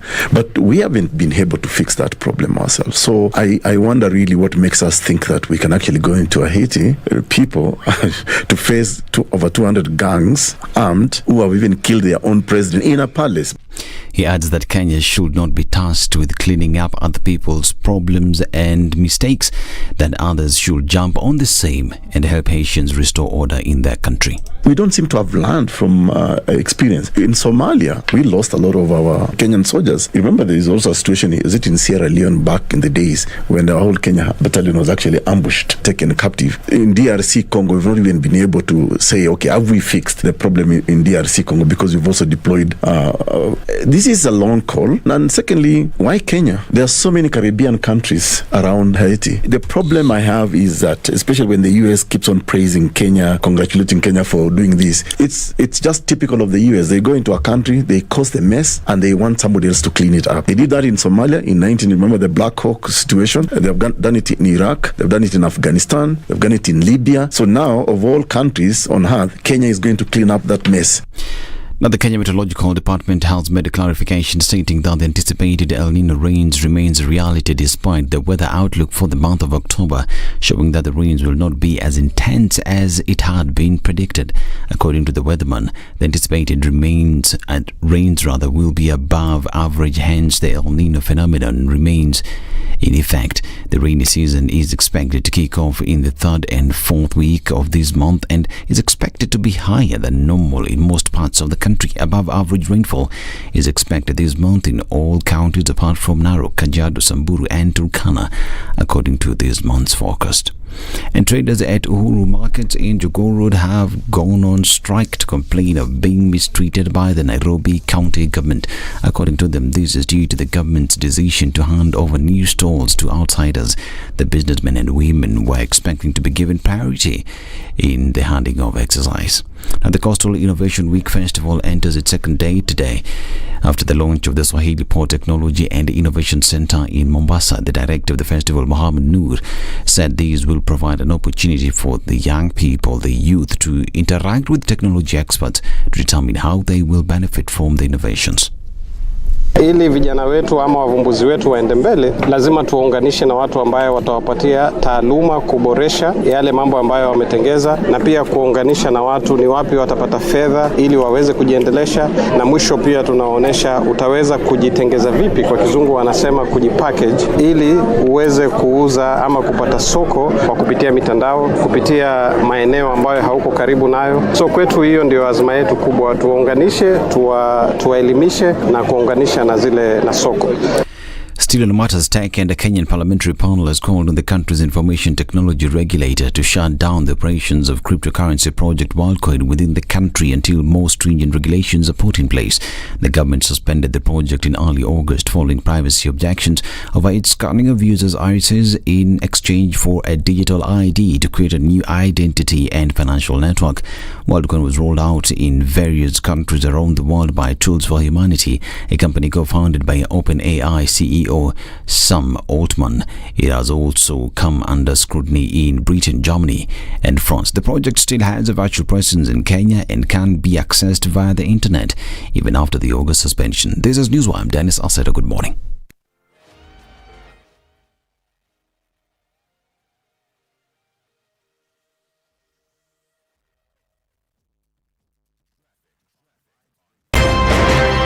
You tune into Kenya's biggest conversation. My name is Ramanyan. Amen. Amen. So 1 hour is over? Yeah. Oh, yeah. Okay. It gets over Can you imagine in 20 minutes. What the big boys have also done? I'm very proud of myself. When you understand about partnership in politics, it's like the way marriage is these days. When you're looking for a wife, you're like, oh, maybe you can help me pay for fees as I pay for the rent. Why should you have a lioness living in your bedroom? I have to tell you a story. I went for a prayer meeting, which was called for the spouses of candidates for senators and governors. And when I got to the gate, the lady who was the secretary, she refused to. She's telling me, no. Leo tunataka wa mama. Leo ni wa mama. I'm telling her, no. She said, no, sio siku yenu. And I thought, there's a problem here, because if it was a man, but this was a lady. It will be called First Ladies until you change the name. The Situation Room, Kenya's biggest conversation. 94.4 Spice FM, Nairobi. Okay, it's a few minutes after 9 o'clock and traffic still in different parts. Actually waning on Raila Odinga Way, traffic going towards the City Mortuary roundabout, and there's traffic coming in from Gong Road. Everybody's going to converge at the roundabout and then head on towards Kenyatta Avenue, and that's slowing down as you get past Valley Road. All right, on Gong Road, not looking too bad, not right now. James Gishuru, still now traffic disappearing as you get towards Wayaki Way. And then on the Thika Superhighway, that's still heavy, and it's even beyond survey today, bumper to bumper all the way through towards the Pangani underpass. Limuru Road still busy. Kiambu Road still bumper to bumper as you get towards Muthaiga Square. So it's all a wait and see, look see situation. Let's see what happens, right? Moving closer towards the end of traffic hour. Are you stuck somewhere? Let us know. Spice FM KE on X.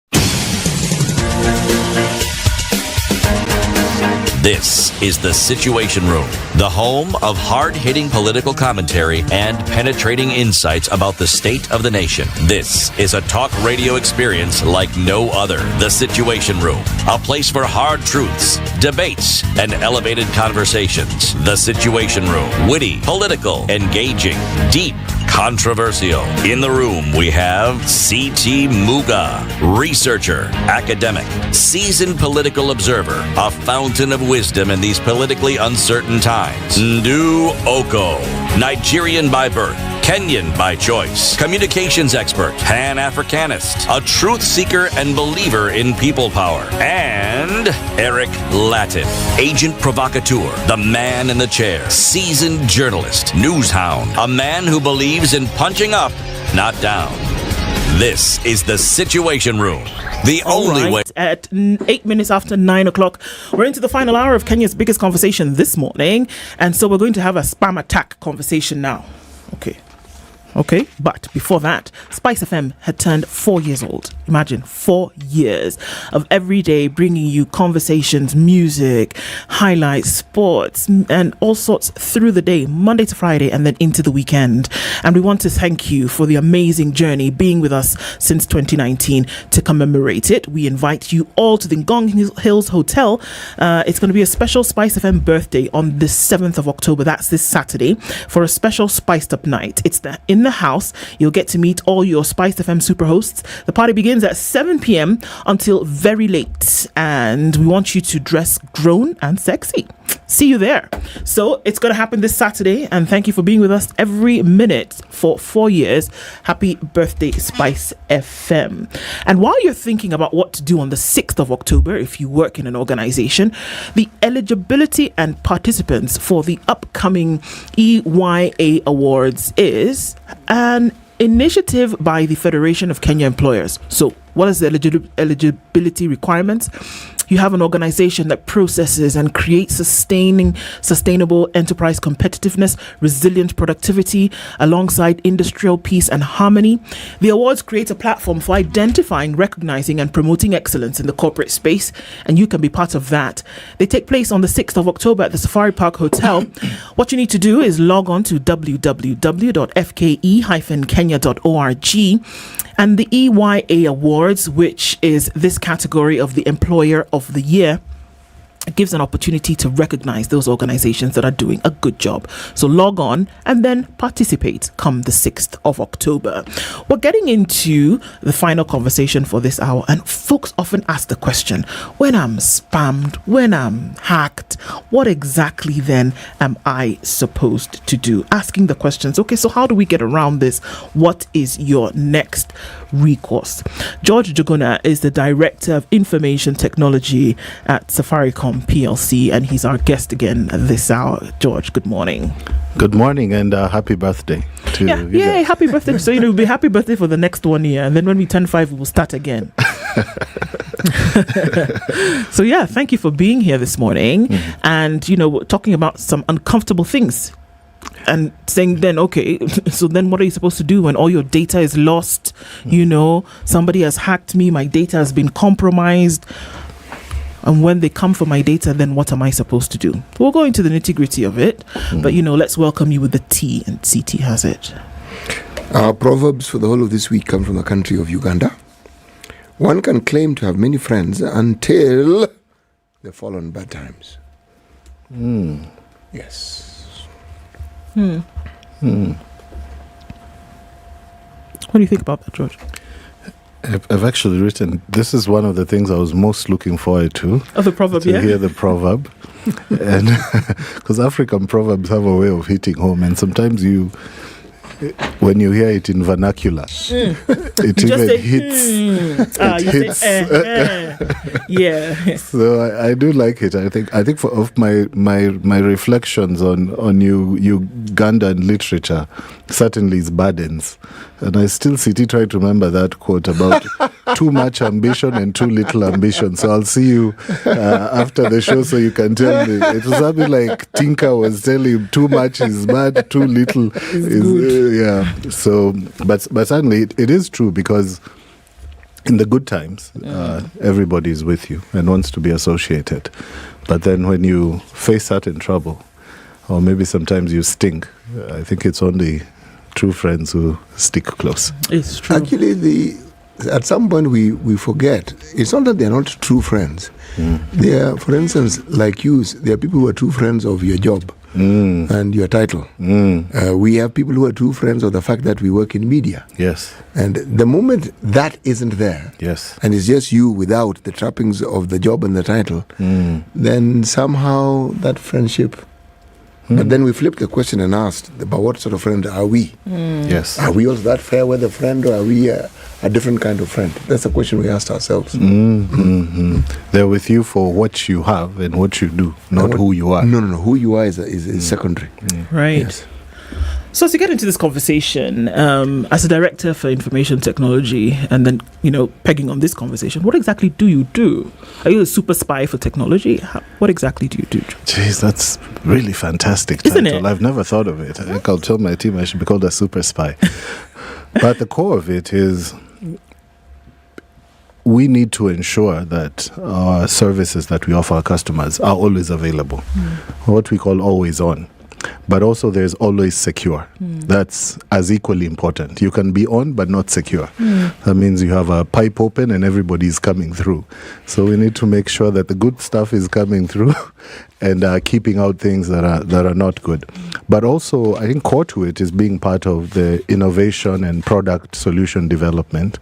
And in there is where we start to build cyber, because we talk about building with security in. Before we used to do what we call dev and ops. Dev being development, ops being operations. Now it's DevSecOps, because you bring security also into it. So it's not this thing that after you've done all your development, you come at the end.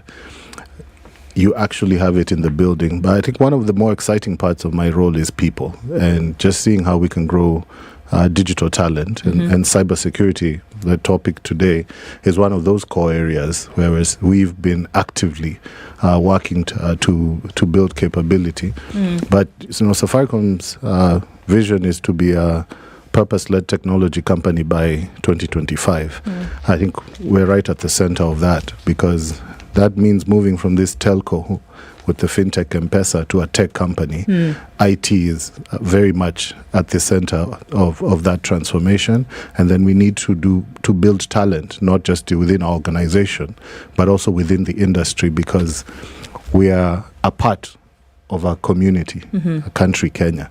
So if we are becoming a technology company, it's Kenya that also enables us to become that, and we also need to enable the same for Kenya. George, what's purpose-led technology? I mean, the other technology that we've had, what has it been leading if it isn't purpose?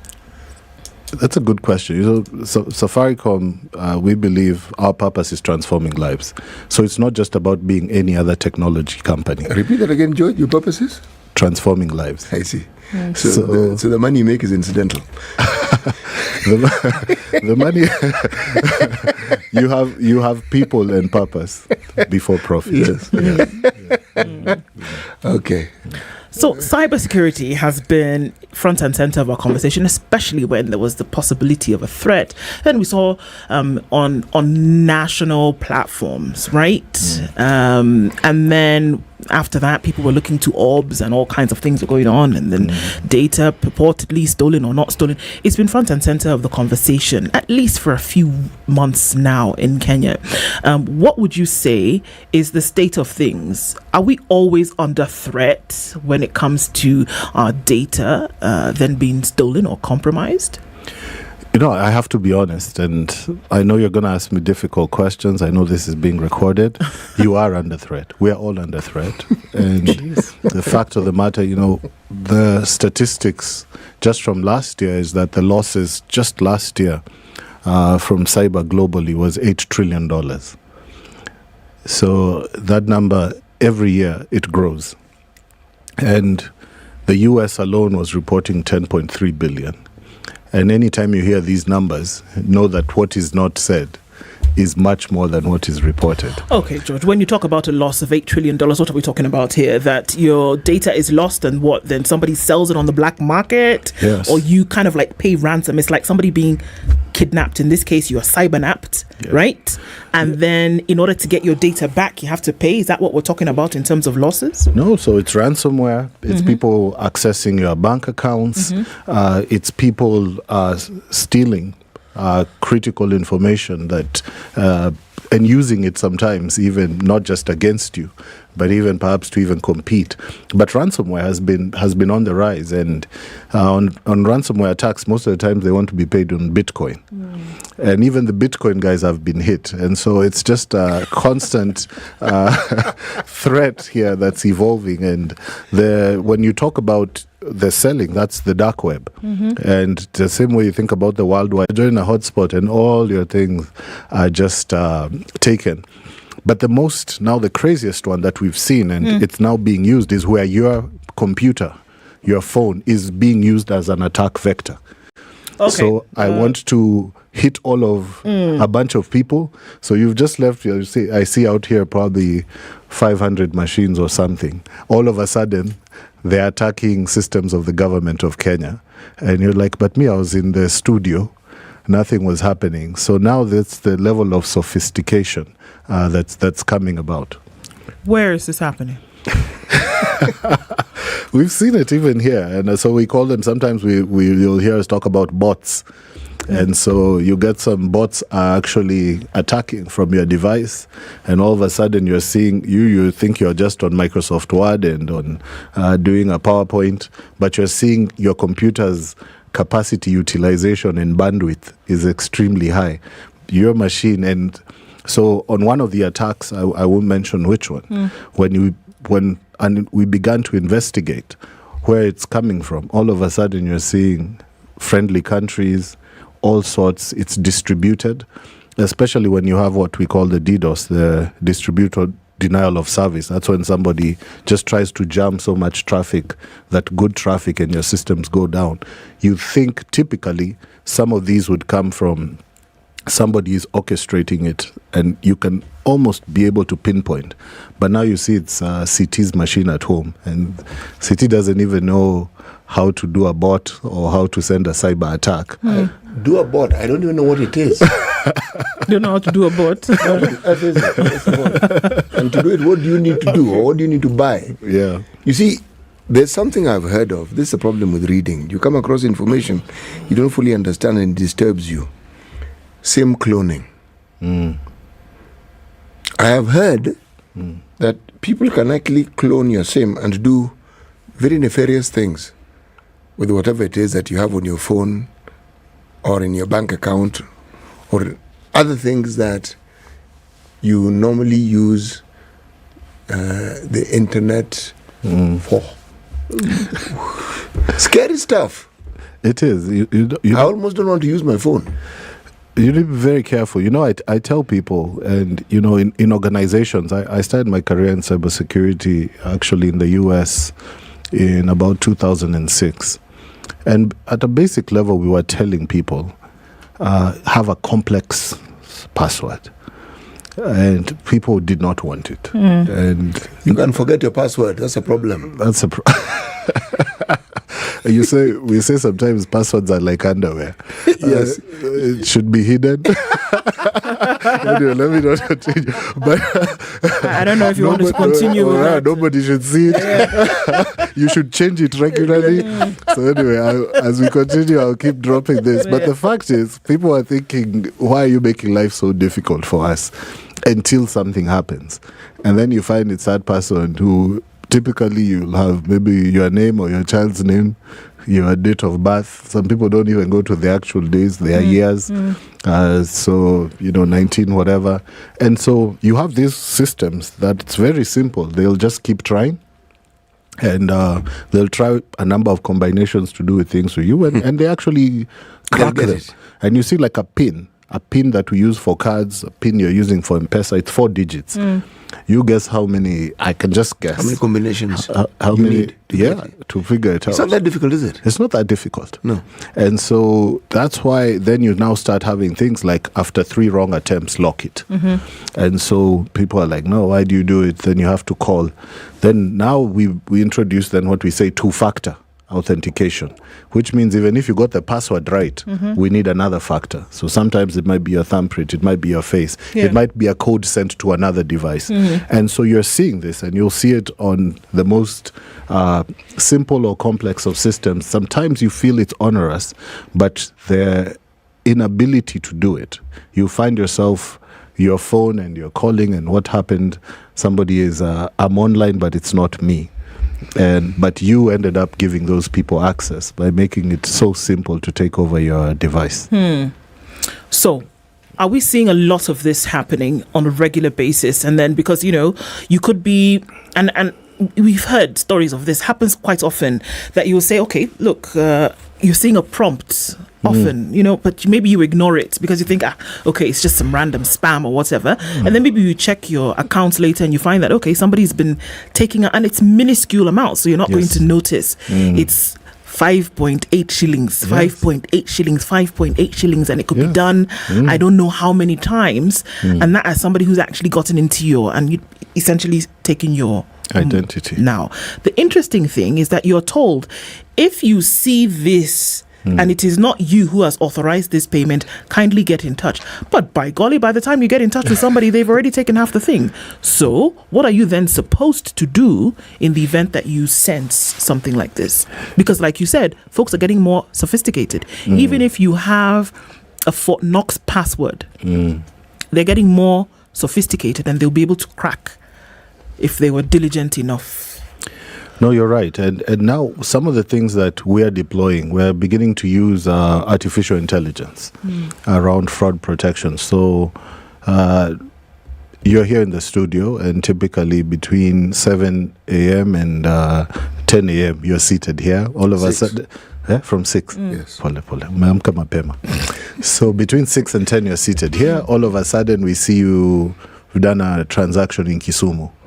Or a bit difficult. We should be able, and that's now the algorithms we're putting in. Or all of a sudden you've done a SIM swap, then you've done a Fuliza and Mshwari. No, this is not in your behavior. So now it's beginning to put intelligence. So that's what the operators or the banks or the tech companies, we have data about you and your behavior. So how can we then come to a place to say, hey, please confirm, was this you? And when we've discussed it, we've said, you know what, I think customers will appreciate sometimes we block something, and it's better we do that, and then you actually get in touch and say this is you, as opposed to it goes through, and so we have all this information and working very actively to use it. Now, what do you say to users, to your question, is just err on the side of caution. I don't mind even people message me. I don't say, stop wasting my time. They're like, yeah, is this legitimate? Are you guys running this campaign? If I dial this code, is it going to ensure that I can only replace my SIM card at a shop? And I'm like, yes, thanks for checking. That is a real. And so we've also been pushing a lot of user education and say, hey, we're never going to get tired of getting phone calls where people just want to be sure that this transaction is legitimate, this message is legitimate. But when you just say, whatever, right now in this day and age, those are not things that you can take lightly or ignore. But George, this security that you speak of, financial systems in this country all claim to be ICT compliant and everything that goes with it. But the security systems and the upgrades that we're now talking about, how have they responded to it? Is it something that they have welcomed and they've adapted? Because I know very simply, if you issue a check beyond a certain amount, you will be called. And if you don't say you authorized it, they'll not pay. At least I know about that where I bank. Yes. It's happened once only, because other times I don't have that sort of money. Okay. I thought it's because these days people don't use checks. But anyway, forget using checks. I even have a checkbook. Yes. So Dainaishanga. So kama yangu ile, you stay with it. So many checkbook ilienda wapi? I don't even know. You carry it. What's your name? You see the challenge people like myself sometimes have. You have this facility and you want to transfer money from the bank, say, to your phone. That's simple enough. My problem is usually trying to transfer it to somebody else, because I may get it wrong. Yes. So a check is simpler.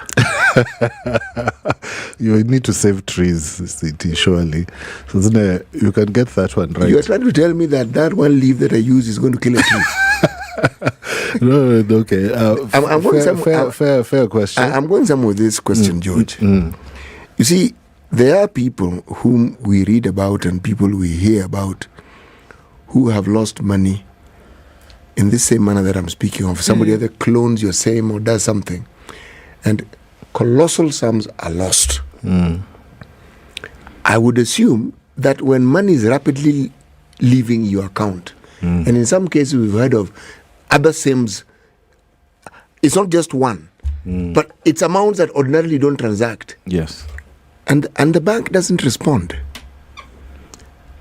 Or at least not as quickly as you hope. No, they don't respond. Even when somebody, I know of a case, even when you write, many hours later is when they respond. And I'm thinking, are they really using AI? Because the moment there is a rapid succession of withdrawals, that the alarm bell should go. And what should happen is you stop as you confirm and say, so and so. Why are you withdrawing so much money so quickly? No, it's true. I mean, I worked in banking for 13 years. And the fact is, as we've moved to digital, we've also expanded the possible vectors of attack. The attack surface has now increased. And it's even increased even to children. So, back in the day, a child could not go into a bank to transact. No. Now, all of a sudden, they can. And even... you've left your computer open with your internet banking there. They keep watching. Daddy does this. Daddy's password is so simple. He's even put it on the computer there with glue. So all of a sudden, all banking has now moved. And then now when we bring this device, the mobile phone, now it even changes. So you even find sometimes even similar thing. People use the same PIN to open their phone. It's the same PIN for their M-Pesa. It's the same for their internet banking. So the moment you get it, and even some of them, they'll draw a pattern that is so simple. So fact of the matter is, not just banks, but anybody who has customer data, who has financial transactions, you have to equally step up. As you move up in innovation, as you move up in what we call digital banking, you need to bring in security. And security on its own is difficult. If you think about it, sometimes even we see 25 million attacks coming. I don't believe it's humanly possible for human beings to be able to react. So that's why you have to bring in machine learning, artificial intelligence. And now you have a bigger army of what we'd call bots, also robots there, smart guys that you've trained. Hopefully they don't turn against you, but they're augmenting your capability. And sometimes maybe you've just stepped away a little. The systems are there. And so one of the other things we are talking with our partners, it's the same partners, many of them also in the banking sector, is what we need to be talking about cyber. When you're bringing this new upgrade, when you're bringing this new platform, don't just talk about these new features and you can do this. What's the security? And these days, almost every single technology vendor and partner I meet, I ask them, what are you doing about security? What about AI? Because the growth, we do 80 million M-Pesa transactions a day. How many? 80 million. 80. 80. Now, we have to ensure that certain things are being checked. I mean, if somebody was to check each of those transactions, it's not humanly possible. But then we use systems as well. But again, those systems have been built by people, and the bad guys also have these systems. And they also have people. They also have people. Okay. So this is what we got. It's the war that we are fighting currently. Need to fight, Let's come back and ask then, so your data is stolen. What do you do? And how do you get through it? George Duguna is our guest this hour, and we're looking at cybersecurity. What happens when you are actually hacked? And we'll come back and continue with that right after this break.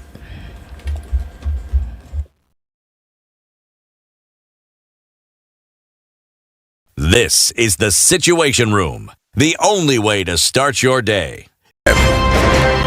This is one of the hottest show that we can never miss in the morning, and it's a show that really gives a real situation in the Situation Room. Pleasure to be here. Thank you guys so much. Ndutha, nice meeting you. Even beautiful in person more than in photos. Say that again. Character is like pregnancy, you cannot hide it. You know, people hiding here and there, you know, but after 2-3 months, 5 months, now you realize, so that is why the attitude that you were showing us, you're pregnant. It's like what my grandmother would say, you cannot pickpocket a naked man. How's that? It's communal, isn't it? No comment. The Situation Room, Kenya's biggest conversation.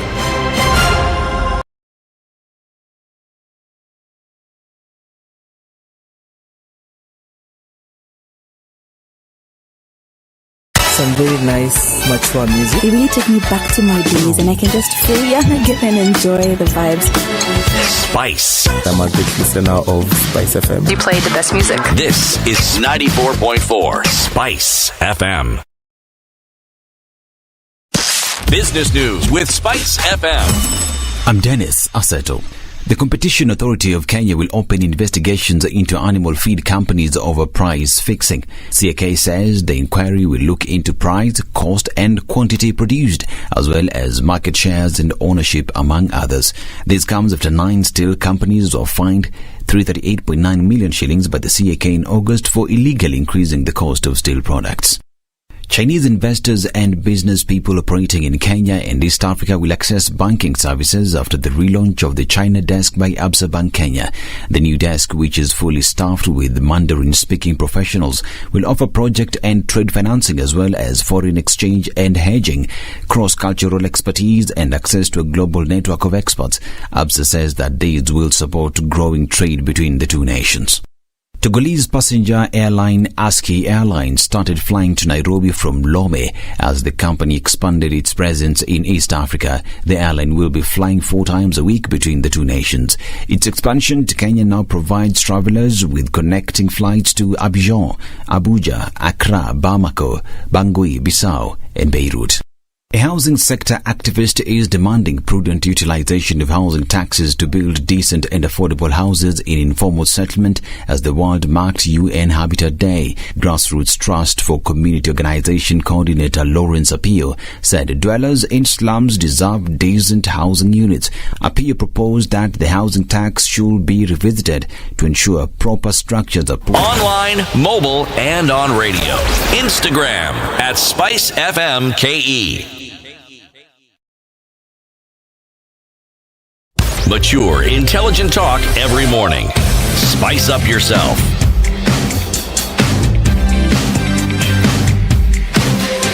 Final 3 minutes of our conversation this morning, and we today are joined by George Duguna, who is the Director of Information Technology at Safaricom.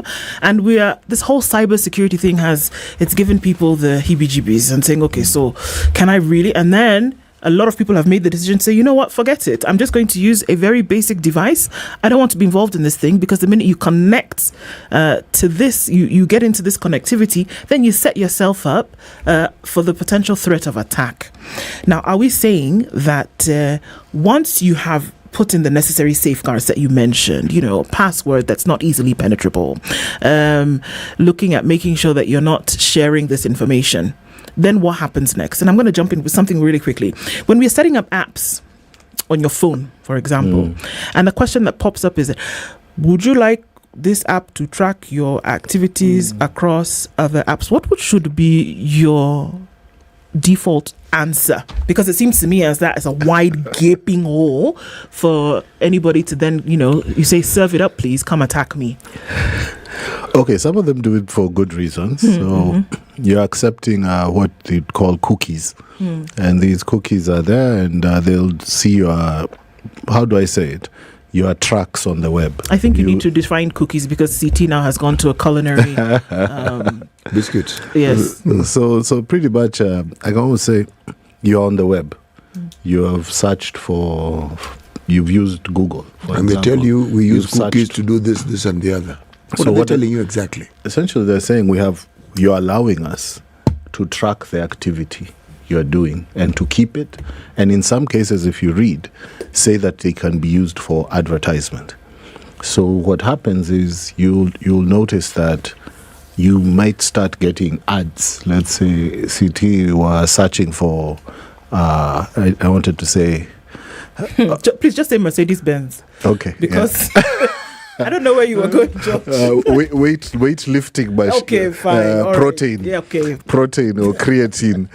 So all of a sudden, you start being hit by ads of people who sell these things and associated things. They say also there's also a gym, there's a trainer, you have an offer. That's because you've allowed them to why use. I've been getting all these ads. And then maybe even certain data you'll put in. Sometimes you allow even them to use, let's say, your date of birth, your gender. So all of a sudden, so my default response I would tell people is no. Don't say allow. Don't accept. Okay. And these days, because of like data protection and other legislations, even on websites, they do ask for permission. That do you allow us to do this? And if you still say no, you'll still continue to do it. And you even look at things like I've had to help people clean up simple things like maps, because they've allowed this something on maps. All of a sudden, all their movements, everything, it's linked with their Gmail, their Google searches. Yeah. All of a sudden, your footprints on the web, you've allowed everybody to see them. And so people use them for advertisement. Now the bad guys now can use them thoroughly to come and say, see, you live here. See, yesterday, see, you had gone to XYZ and you left this there. And so all of a sudden, people become very familiar with you. So my default answer, I'll tell people is no. That's Don't very accept scary, it. Yeah. actually. So what do you do, George? And then how are you helping folks to say, look, because the thing that really then scares us is our information and then your money, whatever little or lots of it that you have. So that if there's a threat that it will disappear, then folks are more likely to then, install that first, second, third layer of protection. So what do you do if you can smell something in the wind, or if you're just, have done the basic? What now are we saying folks should actually do to protect ourselves more? So I've been in one of those situations before, and the first thing I did is one of the things I believe you should do regularly is have a backup of your device. There's a lot of backup services offered, so back up your device securely so that at a given time you can actually just erase it and shut down until you verify everything is okay, then you come back online. And right now they even offer services where you can shut down some of your financial service, your email account, you can block your be it your WhatsApp or your Instagram, but email a lot. And you realize the moment through phishing is I'll send you an email or some link you click on purporting to be 1, 2, 3, and you yes, phishing is that thing spelled with PH. Yes, phishing, PHC, Okoh kwenyu. So it ended up being no. So George. Right. I don't want City to stop fishing. Since George said fishing is bad, so no, with a PH. So we do basic even tests in our company where we send an email. It can even be purported to come from the CEO, and we want to see, will you click it? Will you click the link? So we run training, and I believe this needs to come more and more, where you're running even simulation exercise, and you say, you know what? Like a fire drill. Yeah, and you say 15% of people clicked this thing. Yeah. We need to do education again. Do you realize that if that was someone malicious, you would have compromised 1, 2, 3? Yeah. So I think we need to run those. We need to run them to the end users. And I believe we need to elevate the conversation at a national level and begin not just being people who are victims, but also go on the offensive. In terms of bringing this even to primary school level, because users are sometimes some kids know how to use a device to go on the internet before they can talk or even crawl. So we need to, as people are getting into digital, they're also learning about cyber. But then we start also developing the skills in the country that you can counter this. And sometimes even some of the people who could be purported bad guys, can we win them over and begin to work with them to not just protect our systems? Because this is a war. And I was talking to somebody recently in the disciplined forces.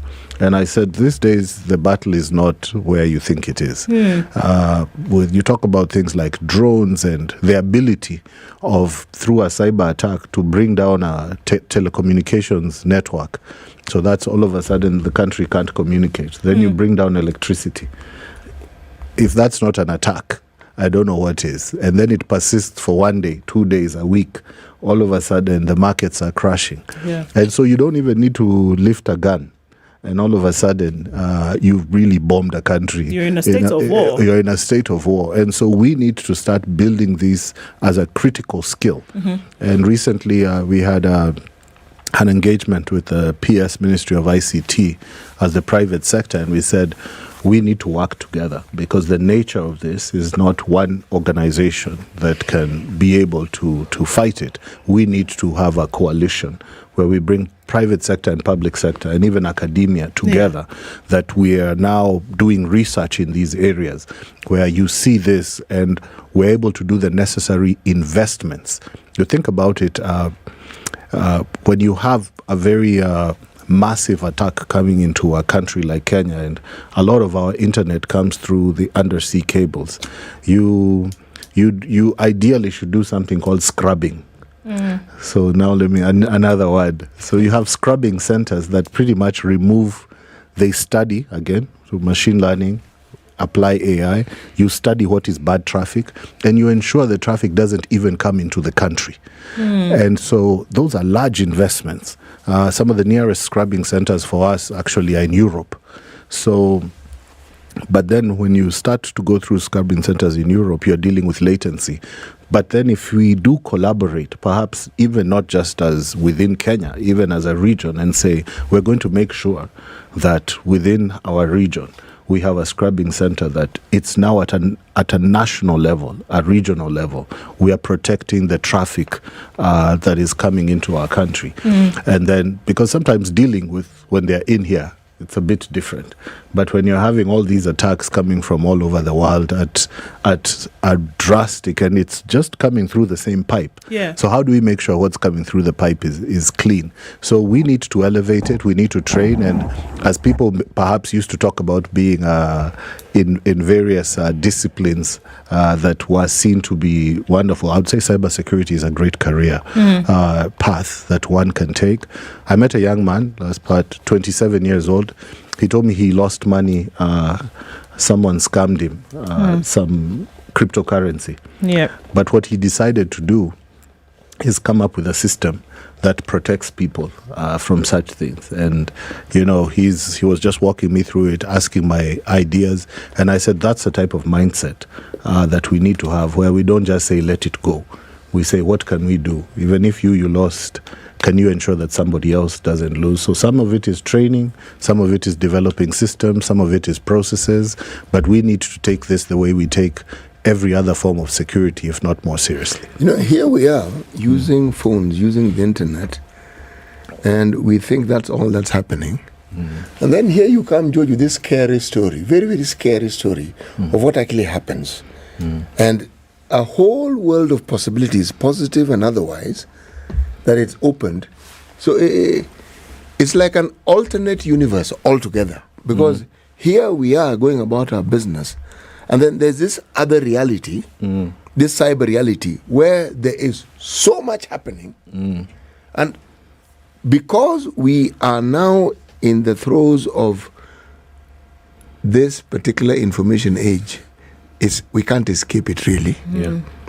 And so it keeps generating more and more and more issues that we have to keep dealing with. The age of innocence is over.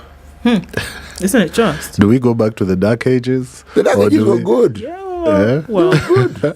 Many would say. Good. It took a year before some information got to Kenya. It was good. These days, it's good. See, I'm sure you're one of those people who used to write lots of letters in high school. How did you guess? I can just tell with the nice eloquence.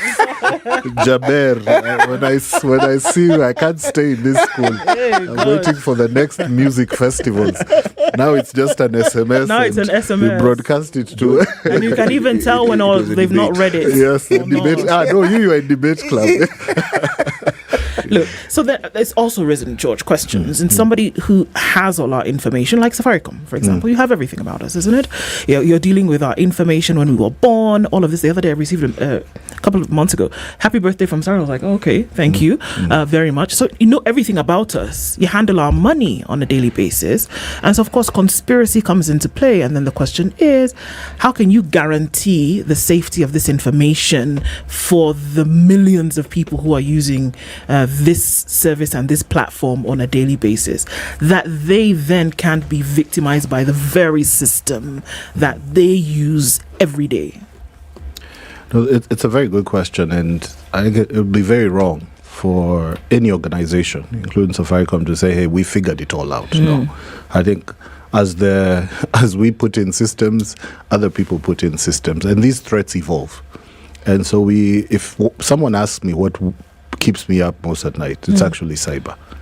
That is something that keeps me up at night, because somebody, that dark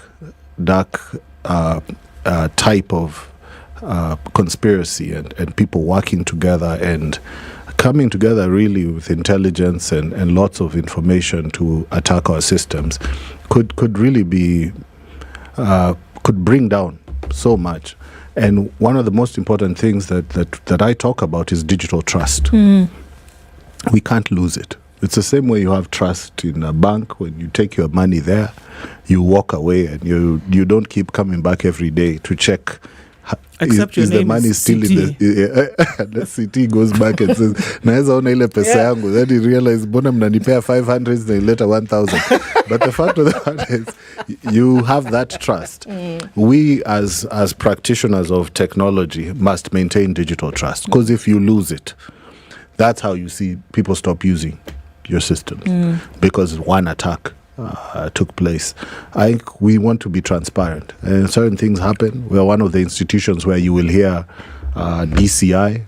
We take people to court. Many times, many institutions, and I can say this, I've worked in financial services, a guy hits this bank, same way hits the same bank on the same street, because people don't talk. People want to cover the information. Well, the most important things is we need to show that we are going to prosecute anybody who does it, be it internal or external. And so because of that and that collaboration with the security teams, you've been able to see a lot of you know if somebody hits you 5K and you just let them get away with it, even if you sent M-Pesa to the wrong number, they will do it again. Yes. But then all of a sudden they've been arrested, they're being arraigned, and I know it's a lot of work. You're like, why am I going to court? Wacha tu niache, it's only this. But no, you want to be a deterrent, because the next thing that person will go for 50K, then 500K, 1M. So we must be willing to take action, the moment we identify people.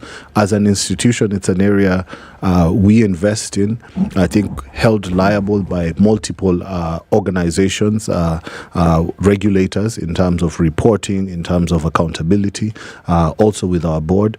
But it's not an area that we are shy of investing. And I'm very happy, not just in Safaricom, but even in the industry, you're seeing a lot of collaboration and investment in this area of cyber.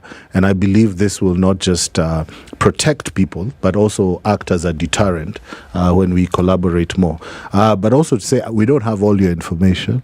Well, I had to sound sensational, George. Why is he suddenly telling us this? Yeah, I had to sound sensational. You forgive me. Why is George suddenly telling us we don't have all your information? No, we don't have all your information. Or we don't have it in a way that it's written CT. George, what is the guilt here? No, the guilt here is, that statement, if I don't, and I'm not a lawyer, but if I don't come and disclaim, I need to say that. But also, encryption is important. These things cost money. I think the message to people is, you know what, prevention's better than cure. George, let me ask a question. There's this Safaricom Engineering Summit. What is this? One of these service to mankind that you guys are putting in place, where you want the citizenry to come and understand all these complex things that we're talking about? What is it about? The theme for this year's summit is Igniting Africa's Digital Renaissance. And no CT or a student of history.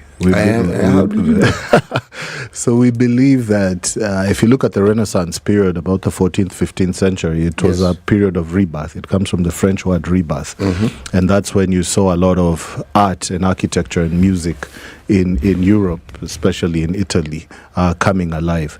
We believe that Africans were the leaders in technology of the past. We were? We talk about the Benin Wall and Timbuktu, the center of learning in that Mali Empire, where manuscripts and learners were going to teach people in Europe. We believe in digital, that we can actually begin to come alive as a continent. And so it will be a place where we'll be showcasing some of the things done by the young people in our institution as well as in the country. We'll have tracks even on cybersecurity. Please don't miss that talk. It's, I believe, on the 12th. But it's 2 days, October 11th and October 12th. We have a very exciting thing called Deep Racer CT. I won't say what it is, but you can come and show how well you've done. We'll have a track there. But also we'll be launching some exciting programs. We have a creatives track. But we're going to be showing that Kenya is a hotbed of technology. I thought you were going to say Kenya is a hotbed of cyber attacks. Of innovation and digital engineering. And those who tell stories rule the world. And so we need to tell the story of the Kenyan developers and engineering talent and innovation for ourselves and invite the world to see it. So very excited about it. Everybody's welcome to join us. It's something interesting that you said, even as we wind down on this, is that Kenya then is actually a hotbed for a lot of innovation, and the young people today who've gone to school, and we had a technology conversation a couple of weeks ago of young people who are going to school and learning rather honing, polishing up on something that they already have. And we're saying that now Kenya stands in a position, very possibly with its people, stands in a position whereby the world and Kenya as itself can benefit from the technology that's being offered. Are we harnessing this enough? And what can we do to make sure that this country, bleeding into other countries, and we know the spots in Africa where this is happening, can we then deliver this kind of technological development that we then need to thrive as a continent in that space? Thank you. That's one of the things that inspires me the most. By nature of my job, I travel all over this country, and you find places where people may not have electricity or water, but they're online and they're doing amazing things, and they're discovering how to solve the problems in their society there and putting together from just materials around them solutions. So one of the core things that we must do is we need to move from just being consumers of technology to creators of technology. And we then say that, hey, there is this solution that is needed, be it an infrastructure or a software solution, and we're going to build it in Kenya. But also, we need to believe in ourselves. Sometimes people only want to get things that have come by air or by ship. Yeah. But we need, how are we going to build our industries if we don't build things locally?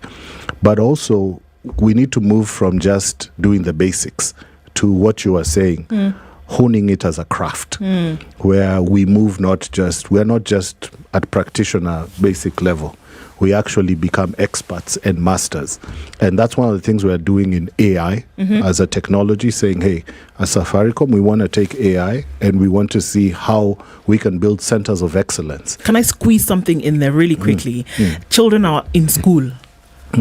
When you have such events, can you consider having, because that's the age we're looking at, kids who are in school right now who would benefit from something like this, would you consider holidays? Yes, we will. And I think one of the exciting things, we will have some students going. And we've gone around, I think since I was last year, we've been to at least 7 universities and perhaps another 8 institutions of learning. Certainly a great thing, and I will share with the team. So we've been going to the school. We are today. The team is at today or tomorrow. Actually, we'll be at Laikipia University, and so we are going to keep doing it. But high schools are exciting. I've had at least the pleasure of doing some things at my former high school where CT graced one day, and right now they're running a program jointly with Microsoft where we're teaching the high school students how to code. And I was so excited when the principal agreed with what we said. Everybody should learn how to code.